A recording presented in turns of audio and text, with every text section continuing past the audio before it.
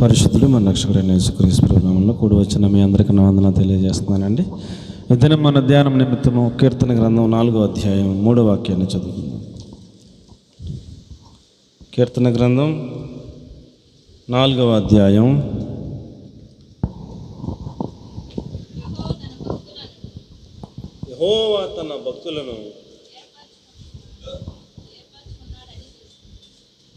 యెహోవా తన భక్తులను ఆ తర్వాత స్పష్టంగా చదవాలి. యెహోవా తన భక్తులను, అది ఆ మొక్క చాలా ఇంపార్టెంట్ కదా. యెహోవా తన భక్తులను ఎవరికి ఏర్పాటు చేసుకుంటున్నాడు? ఆయనకి ఏర్పాటు చేసుకుంటున్నారంటండి. అని ఏం చేయాలంటే మనం యెహోవా తన భక్తులను తనకు ఏర్పరుచుకుంటున్నారని మీరు తెలుసుకోండి. ఏమండి, అంతేనా? ఏర్పరుచుకుంటున్నారని తెలుసుకోండి, అంతే. మరొకసారి చదువుదాం అందరం కూడా. 4:3 యెహోవా తన భక్తులను తనకు ఏర్పరచుకొనుచున్నాడని తెలుసుకోండి. సరిపోతుంది. చిన్న ప్రార్థన చేసుకుందాం. పరిశుద్ధము నమ్మకం కలిగిన మా ప్రియ పరలోకపు తండ్రి, మీకు స్తోత్రాలు చెల్లిస్తున్నాం ప్రభువా. మీ నామం పెరట వాక్య పరిచయం చేయడంతో నిలబడి ఉన్న నేను అల్ప నిష్ప్రయోజనం ఒప్పుకుంటున్నాను తండ్రి. నన్ను సంపూర్ణంగా మరుగుపరిచి మిమ్మల్ని మీరే ప్రత్యక్షపరచుకొని మాతో మాట్లాడమని, సకల ఆటంకాలట్లు నిద్రమతో తిరిగిపోటు ఏసునామంలో వేళతో పెళ్ళగించి నాశనం చేస్తున్నాం. ఏసునామంలో దేవదూతల పరిచయను ప్రకటిస్తూ ఉన్నాం.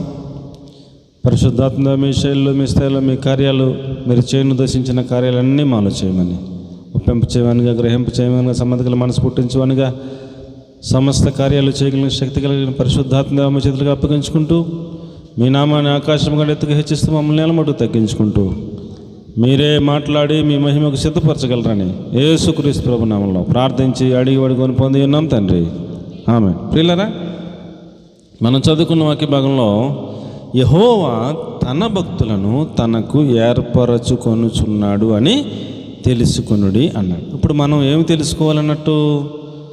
దేవుడు తన కోసం భక్తులను ఏర్పరచుకొనుచున్నాడని మనం తెలుసుకోవాలి. ఏమండి, ఇప్పుడు ఒక కంపెనీ ఉందనుకోండి. ఆ కంపెనీలో ఉద్యోగం ప్రకటన ఇచ్చారనుకోండి. ఆ ఉద్యోగ ప్రకటన ఇచ్చినప్పుడు వాళ్ళు అడిగిన క్వాలిఫికేషన్ ఉన్న వాళ్ళందరూ వెళ్తారు. వెళ్ళిన తర్వాత ఆయన ఇంటర్వ్యూ చేస్తాడు. ఆయన కంపెనీలో ఎవరు ఉపయోగపడతారనేది ఆయన ఇంటర్వ్యూలో ఆయన సెలెక్ట్ చేసుకుంటాడు. వెళ్ళిన ఒక 100 మంది వెళ్ళారనుకోండి, ఒక 20 ఉద్యోగాలు ఉన్నాయనుకోండి, 100 మందికి ఉద్యోగం ఇస్తాడా? ఇప్పుడు కదా. ఆ 100 మందిలో నుంచి 100 మందిని ఇంటర్వ్యూ చేస్తాడు. అందులో ఒక 20 మందిని అతనికి కావలసినట్టుగా ఉన్నటువంటి వారిని, అతనికి నమ్మకస్తులు అనిపించినటువంటి వారిని ఉద్యోగం ఇచ్చి సెలెక్ట్ చేస్తాడు. ఇప్పుడు ఈ లోకంలో ఒక చిన్న కంపెనీ నడిపించే ఒక యజమానికి అంత జ్ఞానం ఉంటే, మరి సర్వ ప్రపంచాన్ని సృష్టించిన చక్రవర్తి అయినటువంటి మహాదేవుడు ఆయన తన కోసం, ఇప్పుడు కంపెనీ, ఆ కంపెనీ యజమాని కోసం కొంతమందిని ఎంపిక చేసుకుంటున్నాడు, అంతే కదండి. ఏమండి, కంపెనీ పెట్టుకున్న యజమాని తన కోసం ఉద్యోగస్తులను ఎంపిక చేసుకుంటున్నాడు, అంతేనా? ఏమండి, అంతే కదండి. తన కంపెనీ అభివృద్ధి చెందడం కోసం, తన కంపెనీ మనుగడ కోసం ఆయన ఎంపిక చేసుకుంటున్నాడు. అలాగే ఇప్పుడు 18,750 రూపాయలు మీకు ఇస్తారు. పలానా ఇందిరమ్మ కాలనీ సచివాలయం దగ్గరికి 10 గంటలకల్లా 45 సంవత్సరాలు నిండిన ప్రతి వారు రావాలి అని ఉదయం 6 గంటలకి చాటింపేశారనుకోండి. 45 సంవత్సరాలు నిండిన వాళ్ళందరూ 10 గంటలకు రమ్మంటే ఎప్పుడు వెళ్తారు? ఇల్లు అక్కడ కూర్చోరా? ఏమండి, చాటింపు అయితే వేచారులే, ఇస్తానన్నారులే, మనకెందుకులే అని ఇంట్లో ఉంటారు ఎవరన్నా? ఏమండి, ఇంట్లో ఉంటారా? ఇంట్లో ఉండరు. వాళ్ళు ఏదో క్వాలిఫై చేశారు, పలానా అని చెప్పారు. ఆ క్వాలిటీ ఉన్న వాళ్ళు ప్రతి వాళ్ళు కూడా పరిగెత్తుకెళ్ళి అక్కడ కూర్చుంటారు ముందే, వాళ్ళు చెప్పిన టైం కన్నా ముందే. ఈ లోకంలో ఏదో కాస్తంత డబ్బులు ఇస్తానంటేనే అంతగా ప్రయాసపడి పరిగెత్తుకెళ్ళి, మీరు లోపల బయట తిరిగితే డిస్టర్బ్గా ఉంటుంది, రావద్దు లోపలికి. కుర్చీ ఎందుకు?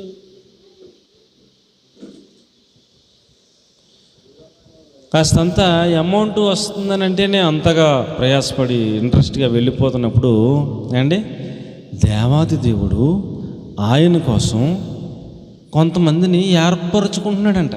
ఏమండి, దేవుడు ఎవరి కోసం ఏర్పరచుకుంటున్నాడంట? ఆయన కోసం ఏర్పరచుకుంటున్నాడంట.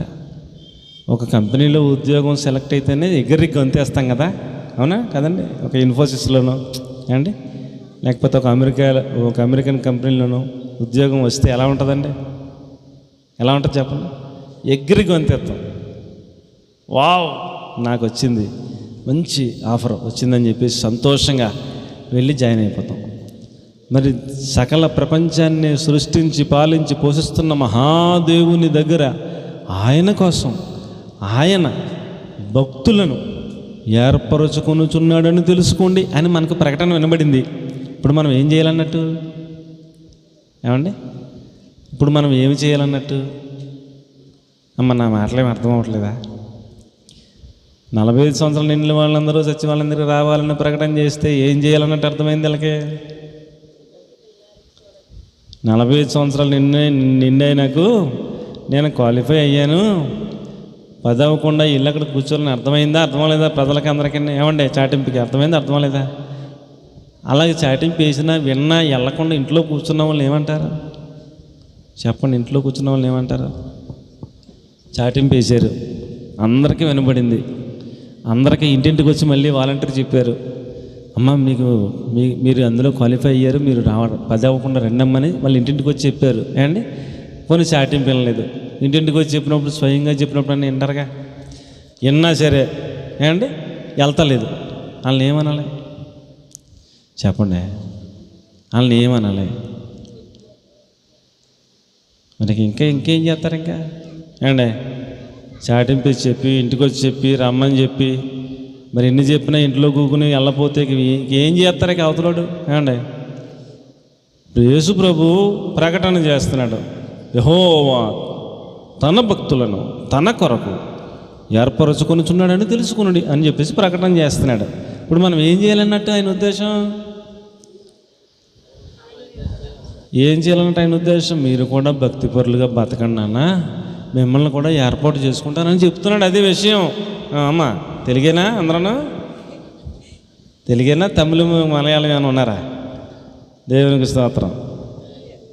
ఏమంటారండి యేసుప్రభు? ఏమంటున్నారు? యెహోవా తన భక్తులను తనకు ఏర్పరచుకొనుచున్నాడని తెలుసుకోండి అంటున్నాడు. అంటే ఇప్పుడు నేను గనక భక్తి చేస్తే యెహోవా ఆయన కోసం భక్తి చేసే వాళ్ళను ఏర్పరచుకొనుచున్నాడు అని తెలిసింది కదా ఈ వాక్యాన్ని బట్టి. ఇప్పుడు నేనేం చేయాలా? భక్తి చేయాలని అర్థమవుతుంది. ఏం చేయాలండి? మనం ఏం చేయాలి? భక్తి చేయాలని అర్థమవుతుంది. అది విషయం. భక్తి చేస్తే ఆ భక్తులను ఆయన తన కోసం ఏర్పరచుకొనుచున్నాడంట.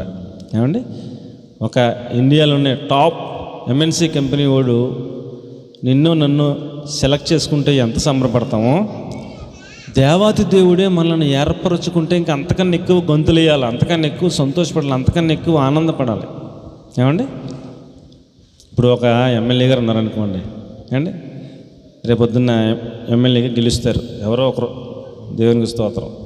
గెలిచిన తర్వాత ఏమండి, మనలో ఒక 2-3 పిలిచి, నువ్వు పిఏగా ఉండమ్మా, నువ్వేమో నా ప్రోగ్రామ్స్ అంతా డిజైన్ చేస్తుండమ్మా, నువ్వేమో ఇంట్లో వంట ఉండమ్మా అని మనలో 3 పిలిచి ఆయన ఇంట్లో పెట్టుకున్నాడు అనుకోండి. అండి, ఉత్తినే పెట్టుకుంటారా? మొత్తం నియోజకవర్గంలో ఎన్ని ఊర్లు ఉన్నాయండి? ఏమో బోళ్ళని ఊర్లు ఉన్నాయి కదా.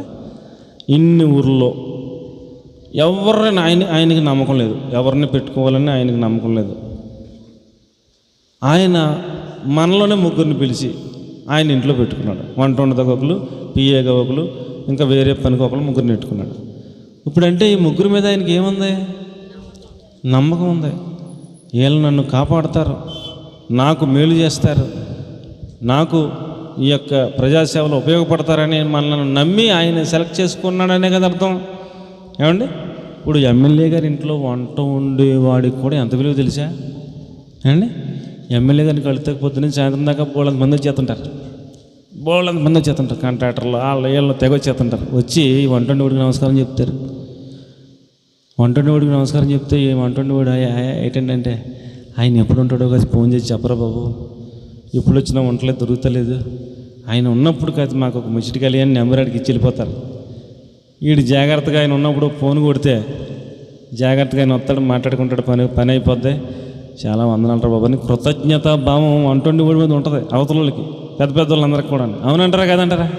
ఏమండి, ఎవరో ఏదో పని మీద వెళ్తుంటారు, దొరకడైనా ఎవరిని అడుగుతామండి? వంట వండి వాళ్ళు, పియ్యను, ఆ ఇంట్లో ఇంకేదో పని చేసి వాళ్ళు, వీళ్ళనే మెయిన్ అయిపోతారు. అవతలోడు చాలా పెద్దోడు కానీ వీరికి నమస్కారం పెడతాడు ఆయన వచ్చి. ఎందుకు? ఆయన దగ్గర ఉండబట్టే రేంజ్ వచ్చింది. అది విషయం. దేవునికి స్తోత్రం చెప్పండి. ఎవరి దగ్గర ఉంటే వచ్చింది ఆ రేంజ్? ఎమ్మెల్యే గారి దగ్గర ఉండబట్టి ఆ రేంజ్ వచ్చింది. ప్రతి ఓడి పెద్ద కాంట్రాక్టర్లు, పెద్ద వాళ్ళందరూ కూడా వీడికి నమస్కారం చెప్తున్నారు. ఎందుకు వచ్చింది అంత విలువ, వాల్యూ? ఆయన దగ్గర ఉండబట్టి. మరి దేవాతి దేవుడు, ప్రపంచ సృష్టికర్త అయిన దేవాతి దేవుడు తన దగ్గర ఉంచుకోవటానికే ఆయన తన భక్తులను తనకు ఏర్పరచుకొనిచున్నాడని తెలుసుకోండి. అంటే తెలుసుకున్నాక కూడా మరి నన్ను ఎంపిక చేసుకో ప్రభు అని భక్తి చేయకపోతే మరి మనకి ఏమర్థం అవుతున్నట్టండి? అమ్మా, నీవు ఎంపిక చేయబడినట్లుగా, నేను ఎంపిక చేయబడినట్లుగా, మనల్ని దేవుడు ఏర్పరచుకున్నట్లుగా మనం ఏమి చేయాలి? భక్తి చేయాలని దేవుని వాక్యం తెలియజేస్తుంది. రైట్, ఇంకెక్కువగా మనం ఇక్కడ ఉండటానికి వెళ్ళలేదు, ముందుకు వెళ్ళిపోదాం త్వరగా.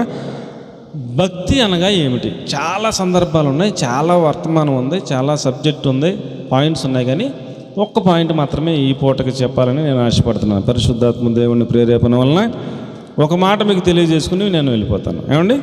హెబ్రీ పత్రిక 12వ అధ్యాయం 28వ వాక్యం. హెబ్రీ పత్రిక 12వ అధ్యాయం 28వ వాక్యం. భక్తి ఎలా చేయాలి అనేది ఒక పాయింట్ చెప్పాడు. ఇంకా చాలా ఉన్నాయి, అవి దేవుని చిత్తమైతే తర్వాత మనం ధ్యానం చేసుకుందాం. హెబ్రీ పత్రిక 12వ అధ్యాయం 28వ వచనం. ఎలాగున భక్తి చేయాలి అనేది మనం ఈ పూట తెలుసుకుని ఆ ప్రకారంగా ప్రార్థన చేసుకుని మనం సిద్ధపడటానికి ప్రయాసపడదాం. అందువలన నిశ్చలమైన రాజ్యమును పొంది దైవ కృప కలిగి ఉందుము. ఆ కృప కలిగి వినయ భయభక్తులతో అది ప్రీతికరమైన సేవ చేయుదము అంటాడు. మరొక్కసారి నేను చదువుతాను, దయచేసి గమనించమని మనవి చేస్తున్నాను. అందువలన మనము నిశ్చలమైన రాజ్యమును పొంది, ఏమండి నా వైపు చూడండి, ఏమి రాజ్యాన్ని పొందాలా?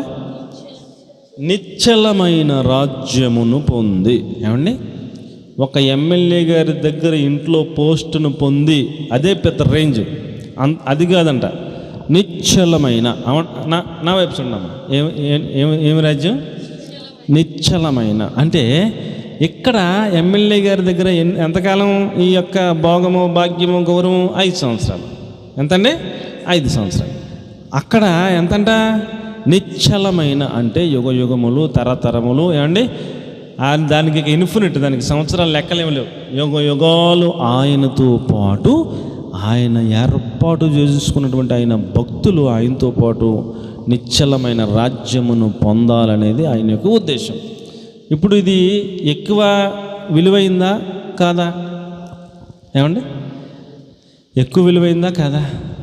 ఎక్కడ ఈ పోస్ట్, మనం ఈ లోకంలో పోస్ట్ కోసం చాలా తిప్పలు పడుతున్నాం. ఏమండి, ఇక్కడ ప్రతి పూట అన్నం వండుకోవాలా, ఇక్కడ ప్రతి పూట మంచిలు కావాలా, ఇక్కడ ప్రతి పూట ఏమండి రకరకాల మన అవసరతలు చాలా ఉన్నాయి ఇక్కడ. మరి పరలోక రాజ్యం వెళ్తే అత్తమని తినాలా?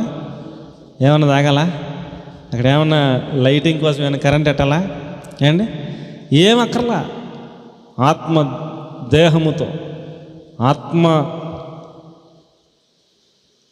వాతావరణంలో ఆత్మీయ వస్త్రములు ధరించుకున్న వాళ్ళమై దేవుడే వెలుగుగా పరలోకమంతా విరాజిల్లుతూ ఉండగా, ఆయన వెలుగు మయంగా పరలోకమంతా ఉండగా ఆయనతో పాటు కూడా ఏమండి ఆరాధించుకుంటా, స్తుతించుకుంటా జీవ జలముల బొగ్గల దగ్గరికి వెళ్ళొచ్చు, జీవ వృక్ష ఫలములు తినొచ్చు. ఏమండి, ఆయన సింహాసనంలో ఆయనతో పాటు కూర్చోబెట్టుకుంటే కూర్చోవచ్చు. మన కళ్ళ నుంచి ప్రతి బాష్ప బిందు తుడుస్తూ ఉంటే ఆయన గాయాలు చూసి ముద్దు పెట్టుకోవచ్చు, ఆయన ఆరాధించవచ్చు. ఏమండి, ఆయనతో పాటు ఉండే ఆ భాగ్యం. ఎక్కడేమో మనకి సిమెంట్ రోడ్లు, ఎక్కడేమో మనకు తారు రోడ్లు, అక్కడేమో ఏం రోడ్లు? బంగారుపు వీధుల్లో నడిపిస్తాడంట. దేవునికి స్తోత్రం కనుక ఆ రేంజ్ వేరు, ఆ పరిస్థితి వేరు, ఆ వర్ణన వేరు. వజ్ర వైడూర్య మరకతములతో మనకు ఒక ఇల్లు కట్టి పెడతాడంట. ఒక స్థలం ఆల్రెడీ రిజిస్ట్రేషన్ అయిందంట మన పేరు మీద పరలోక రాజ్యంలో. ఏమండి, జీవ గ్రంథంలో మన పేర్లు రాయించారట. పిల్లని తీయండి, సైలెంట్గా చూస్తారటి. అలాంటి గొప్ప రాజ్యములో మనము నిశ్చలమైన రాజ్యమును పొందాలనేది ఆయన యొక్క ఉద్దేశం. ఆ రాజ్యమును పొందేవారు ఆయన ఏర్పరుచుకుంటున్నాడంట. ఆ రాజ్యం పొందాలని లోకమంతా ఆయన కనులు దృష్టి సారించి చూస్తూ ఉందంట. ఎక్కడైనా భక్తులు ఉన్నారా అని ఆయన వెతుకుతున్నాడంట. లోకమంతటా ఏం చేస్తున్నారంటండి? నా భక్తులు ఎవరైనా ఉన్నారా అని వెతుకుతున్నాడంట ఆయన. నీవు భక్తి చేస్తే, నేను భక్తి చేస్తే, మనం ఆయన భక్తులమైతే మనల్ని ఆయన ఏర్పాటు చేసేసుకుంటాడు. ఆయన దగ్గర నిశ్చలమైన రాజ్యమును పొందటానికి అర్హులుగా మనకి అపాయింట్మెంట్ ఇచ్చేస్తాడు. దేవునికి స్తోత్రం చెప్పండి. హల్లెలూయా. కాబట్టి ప్రియులారా, ఆయన ఏం చెప్తున్నాడంటే, అందువలన మనము నిశ్చలమైన రాజ్యమును పొంది దైవ కృప కలిగి ఉందము. ఆ కృప కలిగి వినయ భయభక్తులతో దేవునికి ప్రీతికరమైన సేవ చేయుదము అంటాడు. ఎలాంటి సేవ చేయాలంటండి? దేవునికి ప్రీతికరమైన. తెలుగులో ప్రీతి అంటే ఇష్టం అని. ప్రీతి అంటే ఏంటండి? ఇక మనం అంటే ఆయనకి చాలా చాలా చాలా చాలా ఇష్టం అనమాట. అలాగ అయిపోద్ది పరిస్థితి. ఒక చోట రాశారు బైబిల్లోనే, యాకోబు కుమార్తెను ఒక రాజుగారి కొడుకు చూశాడంట. ఏమండి, ఎవరు చూశారంట? యాకోబు కుమార్తెను ఒక రాజుగారి కొడుకు చూశాడంట. చూసి అతడు ఆమె యందు ప్రీతి గలవాడు అని రాసి ఉంది బైబిల్లో. అతడు ఆమె యందు ఏం కలిగి ఉన్నాడు? ప్రీతి గలవాడు అన్నాడంటే అతడికి ఆమె అంటే చాలా చాలా చాలా చాలా ఇష్టం అన్నమాట. ప్రీతి అంటే మరి యొక్క పర్యాయ పదం ఏమిటి? చాలా ఇష్టం అని అర్థం. ఇప్పుడు మనం ఏమి చేయాలి? మనం ఏం చేయాలి? వినయ భయభక్తులతో ఆ రాజ్యములో నిశ్చలమైన రాజ్యమును పొందాలంటే వినయ భయభక్తులతో ఆయనకి ప్రీతికరమైన, ఆయనకి ఇష్టమైనట్టుగా సేవ మనం చెయ్యాలి భూమి మీద అని చెప్తున్నాడు. అది ఏమండి, ఆ పాయింట్ మనకు అర్థమైపోతే సరిపోద్ది. ఇప్పుడు మనం ఆయన తన కొరకు మనల్ని ఏర్పరచుకోవాలి అంటే మనం భక్తి చేయాలి. మీకు అర్థమవుతుందా? ఏమండి, ఆ భక్తి ఎలా చేయాలి? ఆయనకి ఇష్టమైనట్టు చేయాలి. ఏమండి, నాకు ఇష్టమైన భక్తి చేసేయడం కాదు, ఆయనకి ఇష్టమైనట్టుగా భక్తి చేయాలి. ఓకేనా? ఏమండి, ఇప్పుడు ఆయనకి ఇష్టమైనట్టుగా భక్తి ఎలా చేయాలి? ఒక 7 మాటలు త్వరగా మీకు నేను మనవి చేసుకుంటాను. జాగ్రత్తగా నాతో పాటు రండి, శ్రద్ధగా ఆలకించండి, హృదయం మందు భద్రపరచుకోండి. రాయటం వచ్చిన వాళ్ళు నోట్ చేసుకోండి. మొదటి మాట, కీర్తన గ్రంథము 69వ అధ్యాయము 30 వచనం. కీర్తన గ్రంథం 69వ అధ్యాయం 30వ వచనం 31వ వచనం. కీర్తనలతో నేను దేవుని నామమును స్తుతించెదను, కృతజ్ఞతాస్తుతులతో నేను ఆయన నామమును ఘనపరచెదను. ఒక్క నిమిషం ఆగరా. ఏమంటాడండి? మరొక్కసారి నేను చదువుతాను, దయచేసి గమనించండి.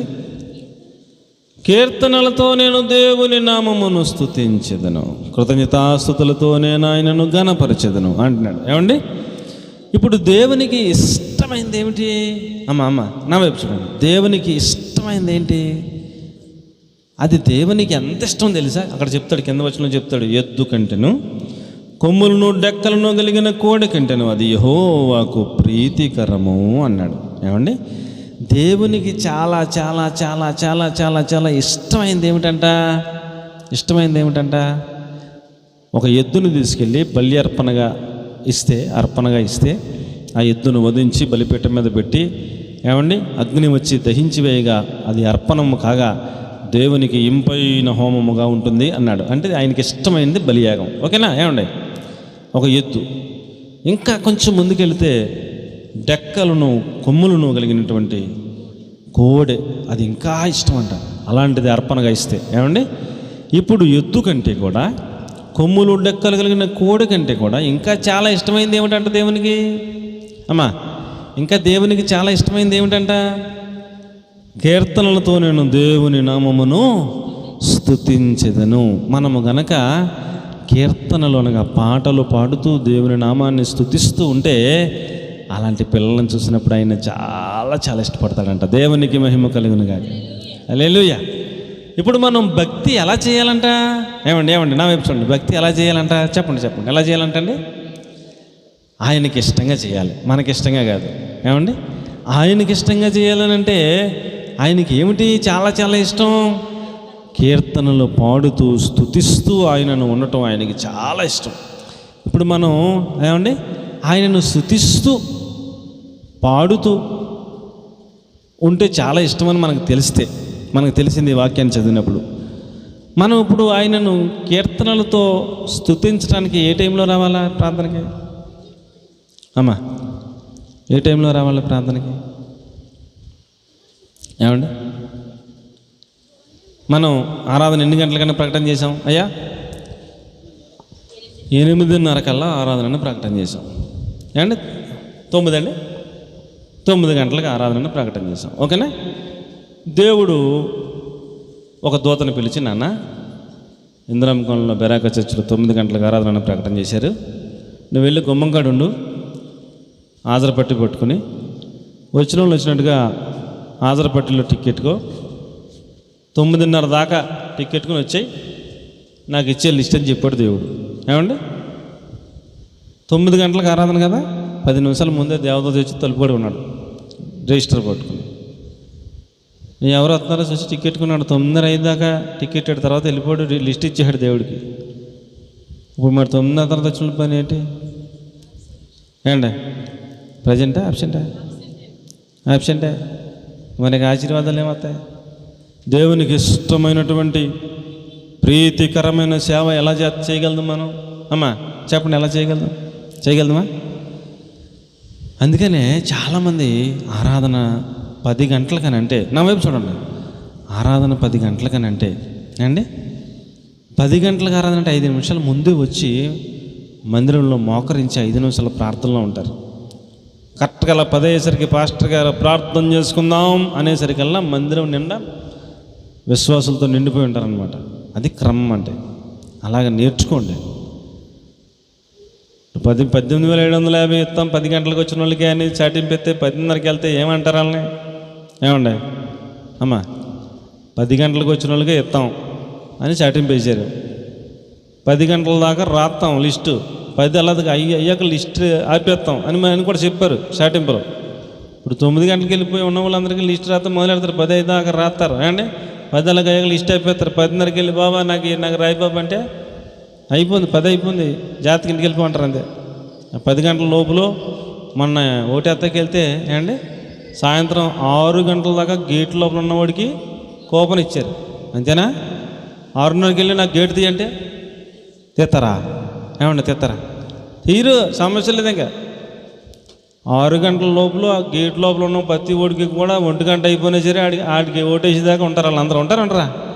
ఏమన్నా వాళ్ళ కూపన్ ఇచ్చేసారు. కూపన్ ఇచ్చేసాక ఆఖరు ఓడి కూపన్ అయ్యి 1 గంటకైతే 1 గంట దాకా అందరూ ఉండవలసిందే ఆఫీసర్లు అందరూ. ఆడు కూడా ఓటేసాక అప్పుడు మళ్ళీ అన్ని సర్దుకుని అప్పుడు వాళ్ళు 2 అవుద్దో 3 అవుద్దో ఎక్కడ స్ట్రాంగ్ రూమ్ ఉందో అక్కడికి వెళ్ళేదాకా అంతే, ఏం లేదు ఇంకా. మరి 7 గంటలకు వచ్చి సాయంత్రం మరి నాకు గేట్ తీయండి నేను ఓటు వేయాలంటే ఛాన్స్ లేదు, తెలిపమంటామే. ఏమి ఇంకా ఆడికి దయాదక్షిణ ఉండదు ఇంకా. కాబట్టి ఈ భూమి మీద ఎంత కరెక్ట్గా, ఎంత సిస్టమేటిక్గా, ఎంత ఏమండి భయభక్తులతో ఉంటే వ్యవహారం మరి పరలోక రాజ్యంలో ఉండదా? ఉండదా? అంటే మరి ఇక్కడైతే గేట్ వేసేస్తారు, మరి వెంటనే మనకు రిజల్ట్ కనపడుతుంది. అక్కడైతే దేవుడే వెంటలేదని ఎప్పుడు పడితే అప్పుడు రావచ్చా? ఆయనకి ఇష్టమైనటువంటి ప్రీతికరమైన సేవ ఏమిటయ్యా అంటే కీర్తనలతో ఆయన నామమును స్తుతించుట ఆయనకి చాలా ఇష్టం అంటండి. ఆ పాయింట్ అర్థమైపోయిన ప్రతి బిడ్డ కూడా ఏమండి ప్రారంభ ప్రార్థన కంటే ముందే మందిరంలోకి వచ్చి పడిపోతారు. దేవునికి మహిమ కలుగును గాక. హల్లెలూయా. ప్రియులారా, ఇది బాగా మనం అర్థం చేసుకోవాలి. మనం రిజర్వేషన్ చేయించుకున్నాం ట్రైన్కి, ఎక్కడికో బెంగళూరు వెళ్దామని. రాజమండ్రిలో 3 గంటల 30 నిమిషాలకు ట్రైన్ అన్నాడు. 4 గంటలకు వెళ్ళిపోయి మా ట్రైన్ ఏది అంటే వెళ్ళిపోయింది అబ్బాయి, ఇంటికి వెళ్ళిపో అంటారు. అవునా కదా? ఏమండే అండి, అవునా కదా? 3:30 గంటలు 3 అవ్వకుండా వెళ్ళి అక్కడ కూర్చొని నా నెంబర్ ఎంత, నా రిజర్వేషన్ ఎంత, నా భోగి ఎంత, నా సిస్టమ్ ఎంత అన్నీ కనుక్కొని అక్కడికి వెళ్ళి జాగ్రత్త నుంచుంటే అది ఆగ్గానే అందులోకి ఎక్కితే పని అవుతుంది. మరి ఎప్పుడు పడితే అప్పుడు వెళ్తే ట్రైన్ నీ కోసం ఆపుతారా? ఏమండి, మరి మన కోసం పరలోక రాజ్యం కరెంట్ పోతే ఏంటి? నువ్వు వచ్చిదా కరెంట్ ఎవరు బాబు అంటాడా పరలోక రాజ్యంలో దేవుడు? కాబట్టి ప్రియులరా, మనం కీర్తనలతో ఈ దేవునిని స్తుతించాలి. అందరూ చెప్పండి, ఏం చేయాలి? కీర్తనలతో దేవుని నామమును స్తుతించుట ఆయనకి చాలా ఇష్టం అండి, ఆయనకి చాలా ఇష్టం. ఇంకా కృతజ్ఞతాస్తుతులతో ఆయనను ఘనపరచడం అంటే ఆయనకి చాలా ఇష్టం. ప్రతి వారం సాక్ష్యాలకు సమయం ఇస్తున్నాం అనగానే మీరు తప్పనిసరిగా నుంచోవాలి. నుంచుని ఈ వారం అంతలో ప్రభువు నాకు మేలు చేశారండి అని చెప్పేసి కృతజ్ఞతాపూర్వకంగా ఆయనను ఘనపరచడం వలన ఆ పరలోకంలోంచి ఆయన చూస్తూ ఉంటాడు. ఆయన చాలా చాలా ఇష్టపడతాడు అలాంటి బిడ్డల్ని. ఏమండి, సాక్ష్యం చెప్పండి అమ్మా అంటే ఏమండి, వారంలో దేవుడు చేసిన మేలు చెప్పడానికి సిగ్గుపడుతుంటారు. మంచి పద్ధతి కాదు.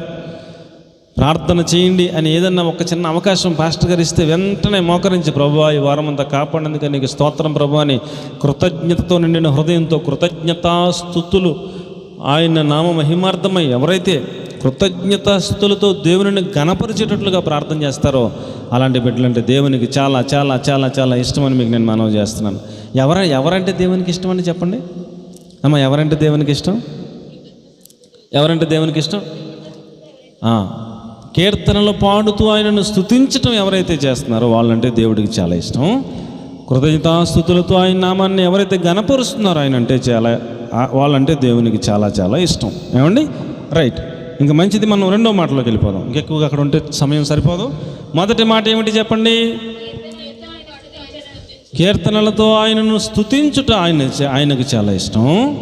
కృతజ్ఞతాస్తుతులతో ఆయనను ఘనపరచుట ఆయనకు చాలా ఇష్టం. ఏమండి, కాబట్టి మనం ఆ క్వాలిటీలో మనం ఉన్నామో లేదో జాగ్రత్తగా పరిశీలన చేసుకుని, ప్రభువా వచ్చే వారం నుంచి నిన్ను కీర్తనలతో స్తుతించే వారిలో మొదటగా నేను ఉంటానయ్యా, నీకు ఇష్టమైన బిడ్డగా నేను ఉంటానయ్యా అని ఒక తీర్మానం చేసుకోవాలని, ప్రార్థన చేసుకోవాలని మీకు మనవి చేస్తూ ఉన్నాను. దేవునికి మహిమ కలుగును గాక.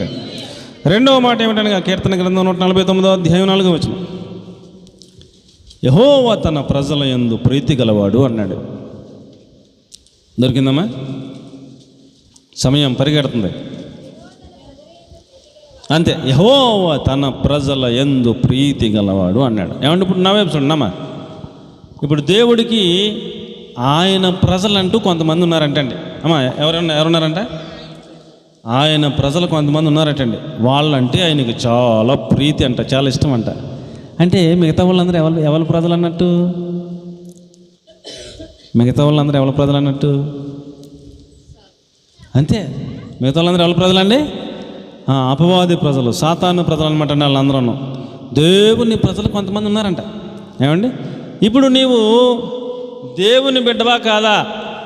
ఆయన ప్రజల్లో నీవు కూడా చేరావా లేదా అనేది ఒకసారి ఆలోచన చేసుకోవాలి. ఇంకా ఇక్కడ కూర్చున్న వారిలో అమ్మా బిడ్డలో ఇలా నా వైపు చూడండి, ఇంకా ఇక్కడ కూర్చున్న వారిలో మారు మనసు ఎవరైనా పొందకపోతే, బాప్తిస్మం ఇంకెవరైనా తీసుకోకపోతే వాళ్ళు దేవుని ఖాతాలోకి వచ్చినట్ట రాలేదన్నట్ట? అమ్మా చెప్పండి అమ్మా, చెప్పండి. మారు మనసు పొందకపోతే, యేసుప్రభు రక్తంలో మీ పాపాలను ఒప్పుకొని కడుక్కోకపోతే, బాప్తిస్మం ఇంకా తీసుకోకపోతే మీరు దేవుని ప్రజలుగా అయినట్ట అవనట్ట? అమ్మ చెప్పండి. అయినట్ట అవనట్ట?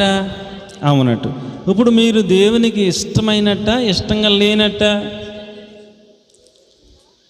కొంచెం భయభక్తులతో వినయంతో ఆలోచించమని మనం చేస్తున్నాను.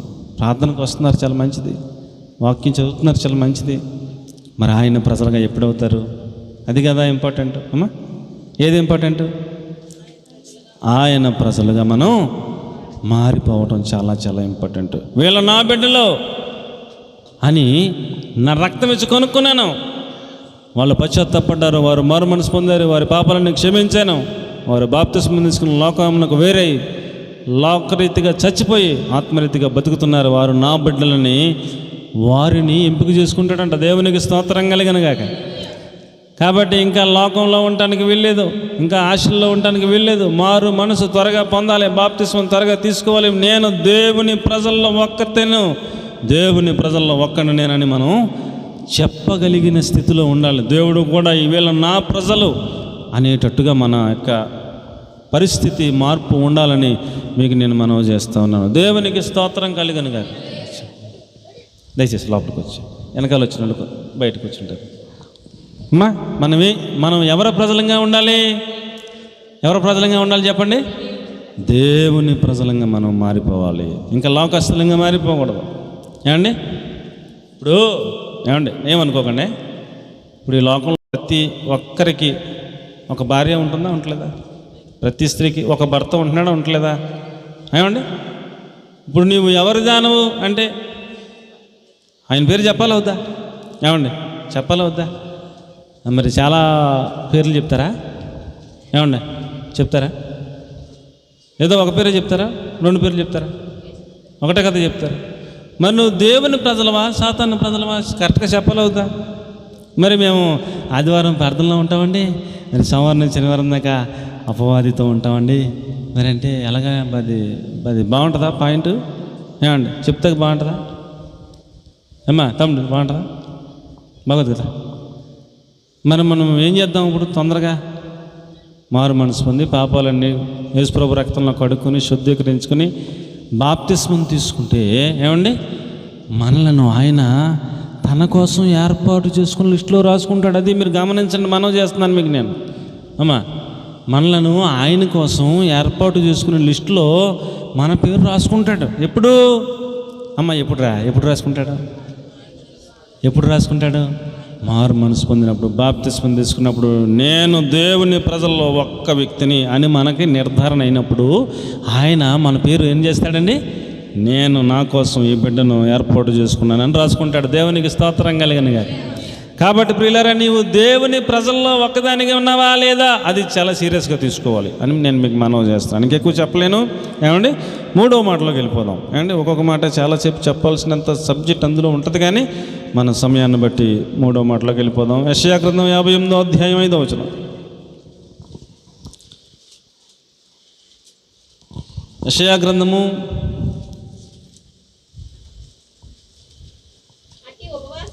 అట్టి ఉపవాసం నాకు అనుకూలమా? మనుష్యుడు తన ప్రాణమును బాధపరుచుకొనవలసిన దినము అట్టిదేనా? అది అమ్మా, జన్మ కాదమ్మా, జమ్ము. ఒకడు జమ్ము వలె తల వంచుకొని గోనె పట్ట కట్టుకొని బూడిద పరుచుకొని కూర్చున్నట ఉపవాసమా? అటు ఉపవాసం యెహోవాకు ప్రీతికరమని మీరు అనుకుందరా? అమ్మా, నేను చదువుతాను, దయచేసి గమనించండి. మనం ఉపవాసం ఉండుట ఆయనకి ప్రీతికరము. చెప్పండి. మూడో పాయింట్ ఏంటి? మనము ఉపవాసం ఉండుట దేవునికి చాలా చాలా చాలా చాలా ఇష్టం. అమ్మా, నా మాటలు అర్థమవుతున్నాయా? ఏమండి, నా మాటలు అర్థమవుతున్నాయా? మనం ఉపవాసం ఉండుట ఎవరికి ఇష్టం? అమ్మ, ఎవరే కొంచెం ఇట్లా కూర్చోరా. మనము ఉపవాసం ఉండుట ఎవరికి ఇష్టం? దేవునికి చాలా చాలా ఇష్టం. ఏండి, ఆ ఉపవాసం ఎలా ఉండాలంట? ఏమండి, ఉపవాసం అంటే ఏంటి? నా వైపు చూడండి. అమ్మ, భోజనం తినడం మానేయడం, మంచిలు తాగడం మానేయడం, అది మాత్రమే ఉపవాసం కాదు. ఉపవాసం అంటే ఏంటో, నాకు ఇష్టమైనట్టుగా ఉండటం అంటే ఏంటో అని కింద చాలా చాలా పాయింట్లు చెప్పాడు ఆయన. నేను చదువుతూ ఉంటాను, మీరు గమనిస్తూ ఉండండి. మీరు గమనిస్తూ ఉండండి. ఏమండి, దుర్మార్గులు కట్టిన కట్లను విప్పుట.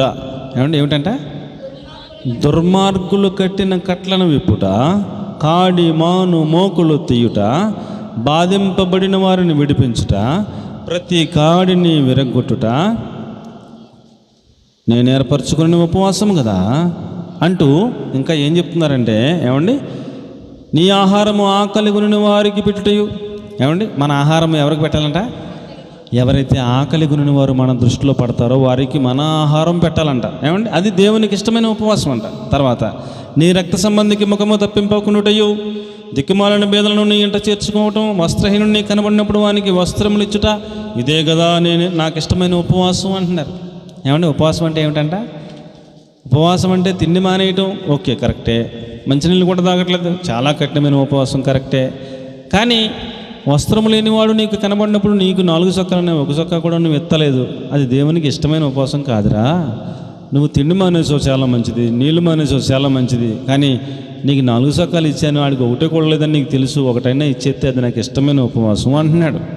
అండి ఉపవాసం అంటే ఏంటంట, నీకు వస్త్రహీనుడు కనపడినప్పుడు వాడికి వస్త్రం ఇచ్చుట నాకు ఇష్టమైన ఉపవాసం, రక్త సంబంధికి నీ ముఖము తప్పింపకుండా నాకు ఇష్టమైన ఉపవాసం, దిక్కుమాలిన బేదలను నీ ఇంట్లో చేర్చుకోవడం నాకు ఇష్టమైన ఉపవాసం, ఏమండి ఆకలి ఉన్నవానికి నీ ఆహారము పెట్టడం నాకు ఇష్టమైన ఉపవాసం అంటున్నాడు. ఏమండి ఇంకా చూస్తే చాలా చాలా మాటలు చెప్పాడు. అలాగును నువ్వు చేసిన ఎడల నీ వెలుగు వేకువ చుక్కవలే ఉదయిస్తుంది, స్వస్థత నీకు శీఘ్రంగా లభిస్తుంది, నీ నీతి నీ ముందర నడుస్తుంది, యెహోవా మహిమ నీ సైన్యపు వెనకటి భాగాన్ని కావలి కాస్తుంది. అప్పుడు నువ్వు పిలవగా యెహోవా ఉత్తరమిస్తాడు, నువ్వు మొరపెట్టగా నేను ఉన్నానంటాడు. ఇతరులను బాధించకుండా ఉపవాసం ఉన్నప్పుడు ఇంకా ఏం చేయకూడదంట, ఇతరులను బాధించకూడదు. ఏమండి ఇతరులను ఎలా బాధిస్తారు అది కూడా చెప్తున్నాడు. వేలు పెట్టి చూపి తిరస్కరించుట.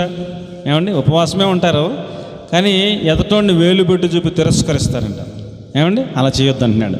ఇంకా చెడ్డ దానిని బట్టి మాట్లాడుట. ఏమండి ఉపవాసం ఉండి దేని గురించి మాట్లాడకూడదంట, చెడ్డ దానిని బట్టి మాట్లాడకూడదంట. మాట్లాడటూ నీవు మాని అంటే ఇలా ఉపవాసం ఉండి అన్నీ చేస్తున్నారన్నట్టు ఇక్కడ అర్థం ఉత్తనే రాయలేదండి. ఇలా ఉపవాసం ఉండి ఏం చేస్తున్నారు, చెడ్డ వాటిని గురించి మాట్లాడుకుంటున్నారు. ఏమండి తర్వాత వేలు పెట్టి తిరస్కరిస్తున్నారు, తర్వాత ఇతరులను బాధ పెడుతున్నారు. ఉపవాసం ఉండే ఇవన్నీ చేస్తున్నారు కాబట్టి నాన్న ఇలా చేయటం వల్ల నాకు ఇష్టం లేదురా, మీరు ఇలా చేయకుండా నేను చెప్పినట్టుగా మీరు ఉపవాసం చేస్తే నాకు ఇష్టమైన ఉపవాసం అని క్లారిటీ ఇస్తున్నాడు దేవుడు. ఏమండి ఆశించిన దాన్ని ఆకలి కొన్నవానికి ఇచ్చి శ్రమ పడినవాడిని తృప్తిపరిచిన ఎడల చీకట్లోనే వెలుగు ప్రకాశిస్తుంది, అంధకారం నీకు మధ్యాహ్నములే ఉంటుంది. యెహోవా నిన్ను నిత్యము నడిపిస్తాడు, క్షేమకాలమున ఆయన నిన్ను తృప్తిపరిచిన ఎముకలకు బలపరుస్తాడు. నువ్వు నీరు కట్టిన తోట వలె ఉంటావు, ఉబుకుచు ఉండే నీటి ఊట వలె ఉంటావు. పాడైపోయిన స్థలాన్ని జల్లు కడతారు, అనేక తరముల కిందట పాడైపోయిన పునాదులు నీ మరలా కడతావు, విరగబడిన దాన్ని బాగు చేస్తావు, దేశంలో నివసించినట్లుగా త్రోవలు సిద్ధపరచువాడని నీకు పేరు పెట్టబడుతుంది అని ఇంకా చాలా చాలా ఆశీర్వాదాలన్నీ చెబుతున్నాడు. ఇప్పుడు ఏమిటి దేవునికి ఇష్టం, ఇవన్నీ చదివిన పిదప తేలుచున్న ఫలితార్థం ఏమిటి, ఉపవాసం ఉండుట దేవునికి ఇష్టం. ఏమిటంటే ఏమిటి ఇష్టం దేవునికి, ఉపవాసం ఉండుట దేవునికి ఇష్టం. ఆ ఉపవాసం చెడ్డవాటి గురించి మాట్లాడుకోకుండా, ఇతరులను వేలు పెట్టి తిరస్కరించకుండా ఉపవాసం ఉండండి, అది దేవునికి ఇష్టమైనది అని చెప్తున్నాడు. మొదటిది ఏంటి చెప్పండి, కీర్తనలు పాడుతూ ఆయనను స్తుతించటం, కృతజ్ఞతాస్తుతులతో ఆయన నామాన్ని గణపరచడం ఆయనకి ఇష్టం. నీవు ఆయన జనులలో ఒకటిగా ఒక్కతిగా నీవు ఆయన జనుల లిస్టులో ఉండాలని నీవు మారు మనసు పొంది బాప్తిస్మం తీసుకోవటం ద్వారా ఆయనకి ఇష్టమైన వ్యక్తివిగా ఆయన రాసుకుని ఏర్పరచుకున్న లిస్టులో నీ పేరు ఉంటుందని నేను మనవి చేస్తున్నాను. మూడో మాట ఏమిటనగా ఆయనకి ఇష్టమైనట్లుగా నీవు ఉపవాసం ఉండటం వలన ఆయనకు నీవు ఇష్టమైన వ్యక్తివిగా, ప్రీతికరమైన వ్యక్తిగా ఉంటావని దేవుని వాక్యం తెలియజేస్తుంది. నాలుగో మాట ప్రియులరా, మనం త్వరగా నాలుగో మాటలోకి వెళదాం. రోమాపత్రిక 15వ అధ్యాయం 15వ వచనం. రోమాపత్రిక 15వ అధ్యాయం 15వ వచనం. నేను తీసేసి చదివేస్తే మంచిదేమో. రోమా 15:15.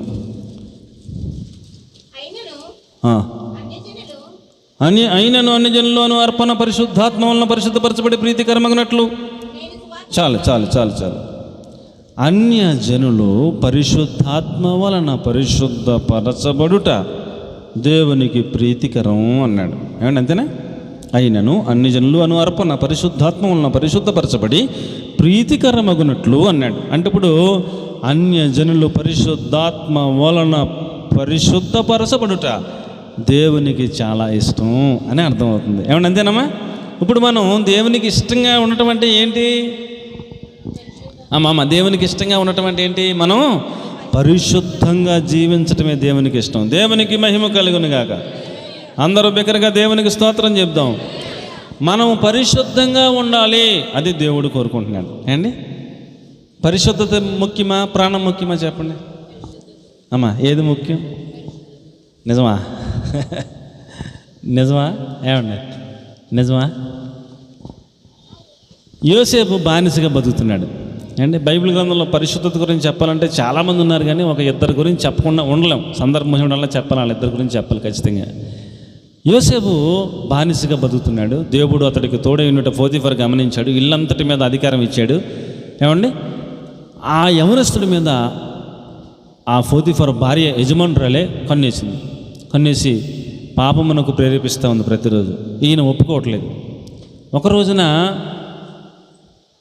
ఆమె ఇతగాడిని పట్టుకుని పాపం చేయడానికి ప్రేరేపిస్తున్నప్పుడు యోసేపు అన్నాడు, ఇంతటి ఘోర దుష్కార్యము నేను ఎట్లు చేయుదును? దేవుడు మనల్ని ఇద్దరిని చూస్తూ ఉన్నాడు. నాకు పరిశుద్ధత చాలా ముఖ్యమని చెప్పాడు. ఆమె చెప్పినట్టుగా చేస్తే ఏమండి, ఆమె చెప్పినట్టుగా చేస్తే పరిశుద్ధత పోద్ది. ఆమె చెప్పినట్టుగా చేయకపోతే ఉద్యోగం పోద్ది, నిందలు వస్తాయి, చెరసాల్లో పెడతారు. ఆవిడ అంతేం అమాయకురాలు కాదు, చాలా నన్ను ఇబ్బంది పెడతాదని కూడా తెలుసు ఈయనకి.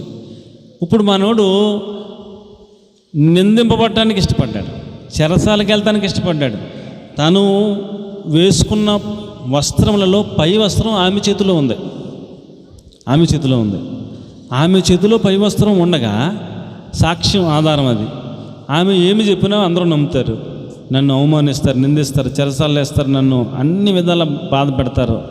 అయినా పర్లేదు, చచ్చిపోతే చంపేస్తే చచ్చిపోయినా పర్లేదు, కానీ పరిశుద్ధత కాపాడుకోవాలన్నది ఒక్కటే ఆయన గురిగా పెట్టుకున్నాడు. మనల్ని నిందిస్తే తట్టుకుంటామా? మనల్ని అవమానపరిస్తే తట్టుకుంటామా? మనల్ని చెరసాల్లో పెడతారంటే తట్టుకుంటామా అండి? మనల్ని ఇనుము బాధిస్తుందంటే తట్టుకుంటామా? మనలను ఏమండి ఇక మనం జీవితం క్లోజ్ అయిపోతుంది అని పరిస్థితులు వస్తే తట్టుకుంటామా? కానీ యోసేపు కళ్ళ ముందు అవన్నీ కనపడుతున్నాయి. కానీ ఒకటే నిర్ణయానికి వచ్చాడు, పరిశుద్ధత కాపాడుకుంటే చాలు అనుకున్నాడు. వస్త్రం ఆమె చేతిలో విడిచిపెట్టి పారిపోయాడంట. ఏం చేశాడంటే పారిపోయాడంట. వెంటనే ఆమె చేతిలో వస్త్రం ఉంది కదా, వెంటనే భర్త ఇంటికి రాగానే వస్త్రం చూపించింది.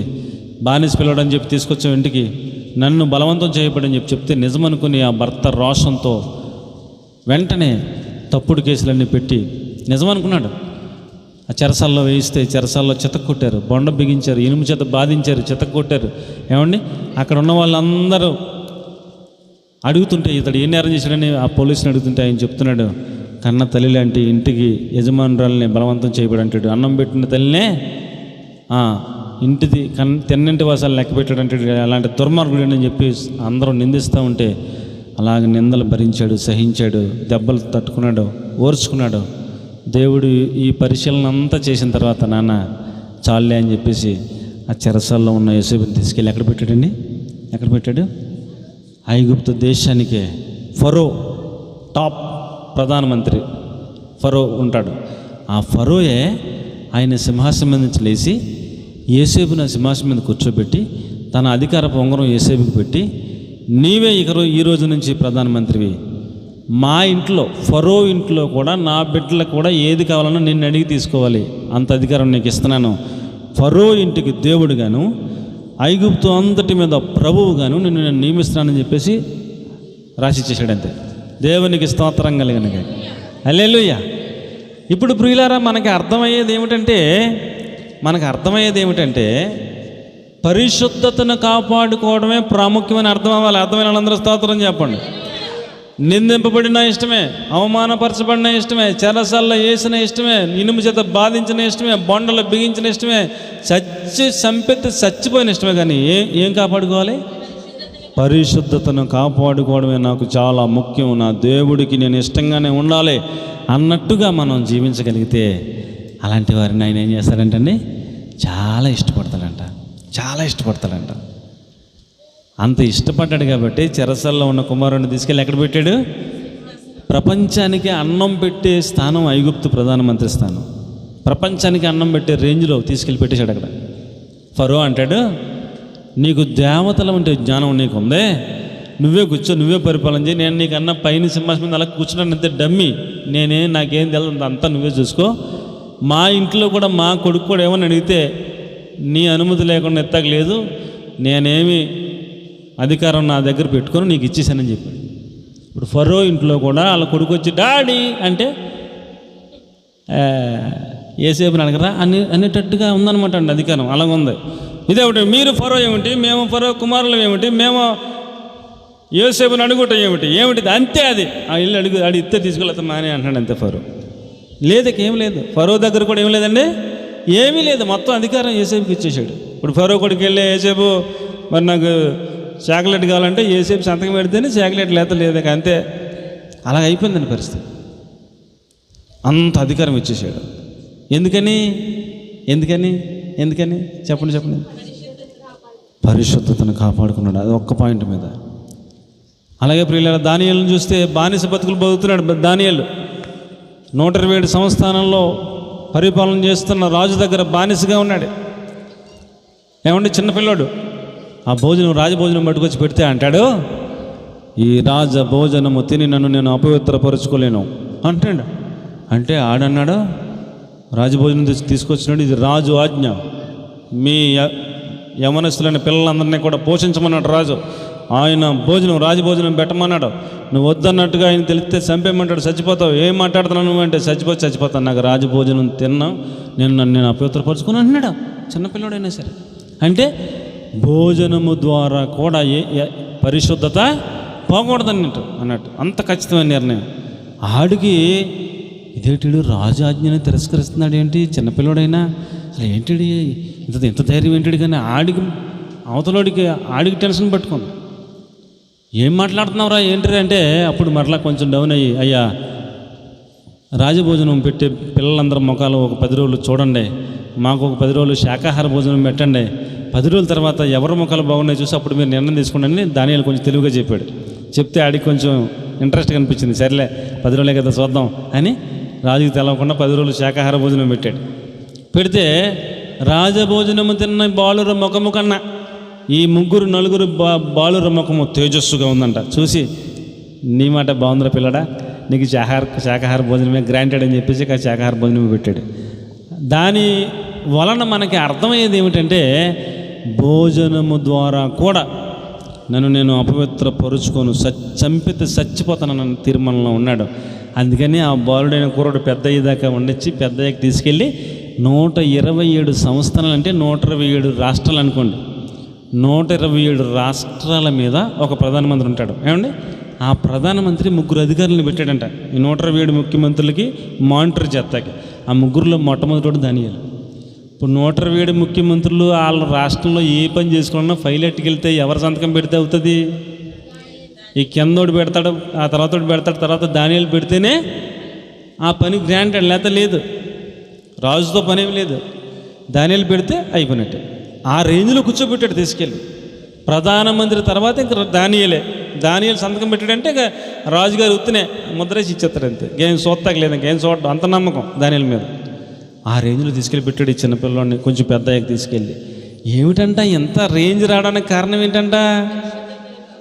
పరిశుద్ధతను కాపాడుకున్నాడు అంతే. ప్రియులారా, మనం కూడా పరిశుద్ధతను కాపాడుకుంటే ఏమండి పరిశుద్ధతను కాపాడుకుంటే అలాంటి బిడ్డలను చూసినప్పుడు దేవుడు చాలా చాలా చాలా చాలా ఇష్టపడతాడు, ప్రీతికరంగా ఎంచుతాడు. దేవునికి స్తోత్రం కలిగినగా. హల్లెలూయా. కాబట్టి ప్రియులారా, మనం పరిశుద్ధతను కాపాడుకోవాలి. అది దేవునికి చాలా ఇష్టం. మొదటిది ఏంటి చెప్పండి, అయిపోతుంది అమ్మా. కీర్తనలు పాడుచు ఆయనను స్తుతించాలి.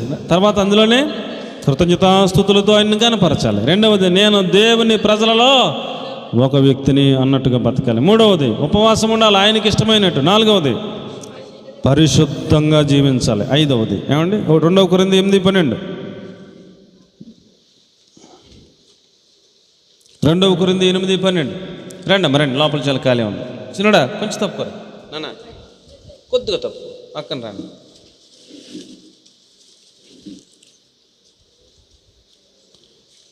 నేను చదివిస్తే మంచిదేమో. మొదట ఒకడు సిద్ధమైన మనస్సు కలిగి ఉంటే, శక్తికి మించి కాదు కానీ కలిమి కొలది ఇచ్చినది ప్రీతికరం అవుతుంది అన్నాడు. ఇప్పుడు అమ్మ నా వైపు చూడండి, అయిపోయింది కదా వాక్యం చదవడం. ఇప్పుడు దేవునికి ఇష్టంగా మనం ప్రీతికరంగా ఇవ్వాలి అంటే ఎలాగంటే, అమ్మ నా వైపు చూడండి. మీరు ముందు ఇంటి దగ్గర బయలుదేరేటప్పుడు ఏమండి, ఈరోజు ఈ వారం దేవునికి కానుక ఇంత వేద్దాం అని నిర్ణయించుకున్నారు. ఎంతో మీ ఇష్టం అండి. ఉదాహరణకి 100 రూపాయలు ఎంతో మీరు అనుకున్నారు, 50 రూపాయలు వేద్దామని నిర్ణయించుకున్నారు. మీకు కలిగిన కొలది అన్నాడు. ఏమన్నాడండి? మీ కలిమి కొలది అంటే మీకు కలిగిన కొలది. ఆ తర్వాత ఇంకో మాట ఏంటరా అన్నాడమ్మా, కలిమి కొలది సిద్ధమైన మనసు అనండి ఒకసారి. సిద్ధమైన మనసు. ఏమంటే ఒక మనసు మీకు వచ్చింది ఇంత ఇద్దామని, తర్వాత మీకు కలిమి కొలదంటే మీకు ఉన్న కాడకే. తర్వాత ఇంకోటి ఏంటంటాడు, శక్తికి మించి కాదు అన్నాడు. అంటే అప్పు చేసి మీరు ఇవ్వక్కర్లా. ఏమిటి అమ్మ నా వైపు చూస్తున్నారా? అప్పు చేసి శక్తికి మించి కాదు, మీకు ఉన్న కాడికి కలిమి కొలది, అది కూడా సిద్ధమైన మనస్సు. అంటే ఇంటికాడ ఒక మాట అనుకుంటారు కదా, నిర్ణయించుకుంటారు కదా, ఆ నిర్ణయించుకున్న కాడికి ఖచ్చితంగా దేవునికి ఇవ్వాలి. ఖచ్చితంగా దేవునికి ఇవ్వాలి. ఇక అందులో మార్పులు చెరుపులు చేయకూడదు. చాలా సీరియస్. అమ్మా నా మాట్లాడుతున్నాయా? ఏమండి, మీరు అప్పు చేసి ఇవ్వక్కర్లేదన్నది క్లారిటీగా చెప్పాడు. ఓకేనా? మీకు కలిమి కొలది, మీకు ఉన్న కాడికే. ఏమంటే మీరు ఇంటికాడ సిద్ధమైన మనస్సు అన్నాడు. అంటే మీరు ఒక మాట అనుకున్నారు కదా ఇంటికాడ, ఆ మనస్సు కలిగి మీరు అనుకున్నదే అనుకున్నట్టుగా తెచ్చి దేవునికి ఇవ్వాలి. అది దేవునికి ఇష్టమైంది అన్నాడు. అండి ఇప్పుడు ఈ మాట ఇలా ఎందుకు చెప్పాడంటే, అననీయ సప్పీర్ అని ఇద్దరు ఉన్నారు. అమ్మ నా వైపు చూడండి. ఎవరన్నారు? అననీయ సప్పీర్ అని మందిరంలో ఇద్దరు భార్యాభర్తలు ఉన్నారు. వీళ్ళిద్దరూ భార్యాభర్తలుగా అలా కూర్చుంటే సంఘంలో ఒక ఆయనకు 10 ఎకరాలు ఉంది. 10 ఎకరాలు ఉంటే ఆయనకి దేవుడు ప్రేరేపించాడు అనమాట. 1 ఎకరం అమ్మేసి అపోస్తలుల పాదాల దగ్గర పెడదాం, వాళ్ళ సేవలో ఉపయోగిస్తూ ఉంటారు అని 1 ఎకరం అమ్మేసి డబ్బులు పెట్టుకొచ్చి అపోస్తలుల పాదాల దగ్గర పెట్టాడు. ఆ అన్నయ్య సప్పీరా చూశారు. ఆ వారం వాళ్ళ నాన్నగారు 1 ఎకరం అమ్మేసి తెచ్చాడు, అపోస్తలుల పాదాల దగ్గర పెట్టాడు అని చూశారు వాళ్ళిద్దరు. తర్వాత వారం ఇంకొక ఆయనకు ఒక 10 ఇళ్ళు ఉన్నాయి. 10 ఇళ్ళు ఉంటే 1 ఇల్లు అమ్మేసి ఆయన డబ్బులు పట్టుకొచ్చి అపోస్తలుల పాదాల దగ్గర పెట్టి దేవుని సేవలో వాడండి అయ్యారు అని చెప్పి వెళ్ళిపోయాడు. అన్నయ్య సప్పీరా చూశారు. పలానా చెల్లి 10 ఇళ్ళు ఉన్న వాళ్ళకి 1 ఇల్లు అమ్మేసి అపోస్తలుల పాదాల దగ్గర పెట్టారు అనుకున్నారు. వీళ్ళిద్దరూ ఆ 3వ వారం అనుకున్నారు, ఇంటికి వెళ్ళి మనకి 20 ఎకరాలు ఉన్నాయి కదా, 1 ఎకరం అమ్మేసి అపోస్తలుల పాదాల దగ్గర పెడదాం, వాళ్ళ సేవలో ఉపయోగించుకుంటారు అని ఇద్దరు అనుకున్నారు. వాళ్ళకి ఉన్నదా అప్పు చేసేదా? మీరు చెప్పండి అమ్మ. వాళ్ళకి ఉన్నదా అప్పు చేస్తున్నారా? ఉన్నది. అది కూడా 1 ఎకరం ఉంటే 1 ఎకరం అమ్మేస్తున్నారా? 20 ఎకరాలు ఉంటే 1 అమ్ముతున్నారా? 20 ఉంటే 1 అమ్ముతున్నారు. సిద్ధమైన మనసిద్దరికే ఏకీభవించారు. ఉన్న దాంట్లో 1, ఇంకా 19 ఉన్నాయి. ఏమంత కొంపలేం మొలగో. అమ్మ అర్థమవుతుందన్నమాట. అయినా ఇప్పుడు అపోస్తలుల్లో ఎవరైనా మీకు 20 అన్న కదా 1 ఇవ్వండి అని అడిగారా? అడగలేదు. బలవంతం చేశారా? చేయలేదు. నీకు సిద్ధమైన మనసుతో మీరిద్దరు అనుకున్నారు అండి. 1 ఎకరం అమ్మారు, డబ్బులు వచ్చినాయి. డబ్బులు చూశాక అండి వీళ్ళిద్దరూ లెక్కలు వేసుకున్నాక అయ్య బాబాయ్ ఇన్ని కోట్ల రూపాయలు ఇచ్చేయాలా? అపోస్తలుల పాదాల దగ్గర పెట్టాలా? ఏమండి సగం దాచేద్దామండి అని భార్య అంది. భర్త కూడా అంతేనంటావా అన్నాడు. పర్లేదండి, సగం దాచేద్దామండి. చాలా ఇన్ని డబ్బులు ఎందుకండి? చాలా డబ్బులు ఉన్నాయండి. ఏదో అనుకున్నాను నేను, ఎంత వస్తాయి అనుకోలేదండి. చాలా ఎక్కువ వచ్చేసిందండి, కోట్ల రూపాయలు అండి. మాట్లాడటండి, సగం దాచేద్దామండి. సరే అమ్మాయి అని సగం దాచేసి సగం పట్టుకుని మీరు వెళ్ళండి, మీరు ఇచ్చి నేను వెనకాల వస్తానని చెప్పింది. మళ్ళీ ఆ అమ్మ ఈయన వచ్చి అపోస్తలుగా పేతురు దగ్గరికి వచ్చి పాదాల దగ్గర పెట్టాడు. పేతురు గారికి పరిశుద్ధాత్ముడు ముందే చెప్పేశాడు. వీళ్ళనుకుంటున్నారు పాస్టర్ గారికి ఏం తెలుస్తుంది, అమ్మాయికుడు ఆయనకేం తెలుస్తుంది, మనం ఏం చేసినా మన ఇష్టం అనుకుని వీళ్ళు వచ్చేసి పెట్టేస్తే పేతురు గారు అంటున్నాడు, అననీయ ఎంతకే పొలం అమ్మితిరా అన్నాడు. ఏమన్నాడండి? ఎంతకే పొలం అమ్మితిరా అన్నాడు. అప్పుడైనా మనోడికి బలి వెలగాలి కదా అండి. ఇదేంటి పాస్టర్ గారు ఎలా తేడా అడుగుతున్నాడు, ఎంతకే అమ్మితిరా అన్నాడేంటి, ఏమన్నా పరిశుద్ధాత్ముడు అని చెప్పేసాడేమని బలి వెలగాలి కదా. చాలా కాన్ఫిడెంట్గా ధైర్యంగా ఎంతకే అమ్మాము పాస్టర్ గారు అన్నాడు. పరిశుద్ధాత్మ దేవుణ్ణి ఎందుకు మోసగించాలని మీకు అనిపించింది నాన్న? ఇలా ఎందుకు చేశారు నాన్న? మీ సొమ్మే కదా, అది మీ సొమ్మే కదా. మేము బలవంతం పెట్టామా? అడిగామా? మిమ్మల్ని ఇబ్బంది పెట్టామా? మీరు సిద్ధమైన మనసుతోనే ఆలోచించుకున్నారు కదా, మేమేమీ ఇబ్బంది పెట్టలేదు కదా. అయినా 20 ఉంటే 1 కదా అమ్మారు. మళ్ళీ ఇందులో మళ్ళీ సిద్ధమైన మనసుతో నిర్ణయించుకున్నా కూడా మళ్ళీ అందులో సగం దాచుకోవాలన్న మనసు ఎవడు పెట్టాడు మీకు? సైతాన్ కదా పెడతాడు. సైతాన్ పెట్టాడు. మీరందరూ ఎందుకు ఏకీభవించారు అని చెప్తున్నాడు. ఆయన అక్కడికక్కడే పడి చచ్చిపోయాడు. ఉత్తుకునని పడి చచ్చిపోయాడు. భార్య వచ్చింది. ఇలాగా కుర్రోళ్ళు యవనస్తులు తీసుకెళ్ళి పాతి పెడుతున్నారు. తెల్లది ఈ అమ్మగారికి వచ్చింది. అందునాలని పాస్టర్ గారా? అందునాలమ్మా అన్నాడు. ఆయన మళ్ళీ అదే ప్రశ్న, అమ్మ ఇంతకే అమ్మితిరా అన్నాడు. ఆవిడ అప్పుడైనా ఇప్పుడే కదా మా ఆయన గారు వచ్చాడు ఏడి అని అనుకోవాలి, లేకపోతే ఎంతకే అమ్మితిరా అంటున్నాడేంటి అనుకోవాలి. ఆవిడ కూడా అంతకే అమ్మ పాస్టర్ గారు అంటే ఆయన మళ్ళీ చెప్పబోతున్నాడు, అమ్మ ఎందుకు ఏకీభవించారమ్మని చెప్పని ఆవిడ కూడా అక్కడక్కడ అలా పడి చచ్చిపోయింది. ఇప్పుడు మీరు సిద్ధమైన మనసుతో ఇద్దరు ఏకీభవించి ఉన్న దాంట్లో కలిమి కొలది ఇద్దాం అనుకుని మళ్ళీ అందులో మళ్ళీ ఇంకా తిరకాశ ఏంటి, అది నేను అడిగేది అండి. తిరకాశ ఏంటి? మీరు బాగా జాగ్రత్తగా రండి. మీరు ఏదైనా ఆపదలో ఉన్నప్పుడు మోకాళ్ళు వేసేస్తారు కదా. ఆపదలో ఉన్నప్పుడు ఏం చేస్తారు? మోకాళ్ళు వేసేస్తారు. ప్రభువా ఈ గండం గట్టెక్కించి ప్రభువా, కనికరించి ప్రభువా, అయ్యా కృప చూపించు ప్రభువా, ఈ దెబ్బతో నేను చచ్చిపోలేక ఉన్నాను ప్రభువా, కాపాడు ప్రభువా, అయ్యా నన్ను కాపాడితే కృప చూపిస్తే బతికితే ప్రభువా కానుకేసుకుంటాను ప్రభువా, సాక్ష్యం చెప్తాను ప్రభు అనుకున్న సందర్భాలు మీలో ఉంటాయా ఉండవా? ఉంటాయా ఉండవా? మీరు ప్రార్థన చేసినప్పుడు అయ్యా నన్ను కాపాడితే 1000 రూపాయలు నేను కానుకేసుకుంటాను ప్రభువా అంటారు. దేవుడు కాపాడేస్తాడు. అయిపోయాక మళ్ళీ మామూలుగా అయిపోతుంది కదా, 1000 రూపాయలా, 1000 రూపాయలు కానుక దేవుడికి ఇవ్వాలా? అయ్య బాబాయ్ ప్రభువా 500 ఇస్తానే ప్రభువా. మరి నిన్ను ఎవడనుకోమన్నాడు 1000 రూపాయలు ఇస్తానని? ఏమండి, సిద్ధమైన మనసుతో నీకు ఉన్నదే మళ్ళీ ఇప్పుడు ఉపయోగం చేయక్కల్లా, నీ ఇంట్లో ఉన్నదే ఇస్తాను అనుకున్నావు. మళ్ళీ ఎంత లోపల మళ్ళీ బాగా అయిపోయాక బాబాయ్ బాబాయ్ బాబా 1000 రూపాయలా, 500 ఇస్తాను ప్రభువా, 100 ఇస్తాను ప్రభువా. నిన్ను ఎవడమ్మన్నాడా? పట్టుకొచ్చా 100 ఎత్తారు, దేవుడు ఏదో మొట్టుకే ఎత్తారు, మళ్ళీ తేడా. ఎందుకు అంత ప్రాబ్లం ఎందుకు? దేవునికి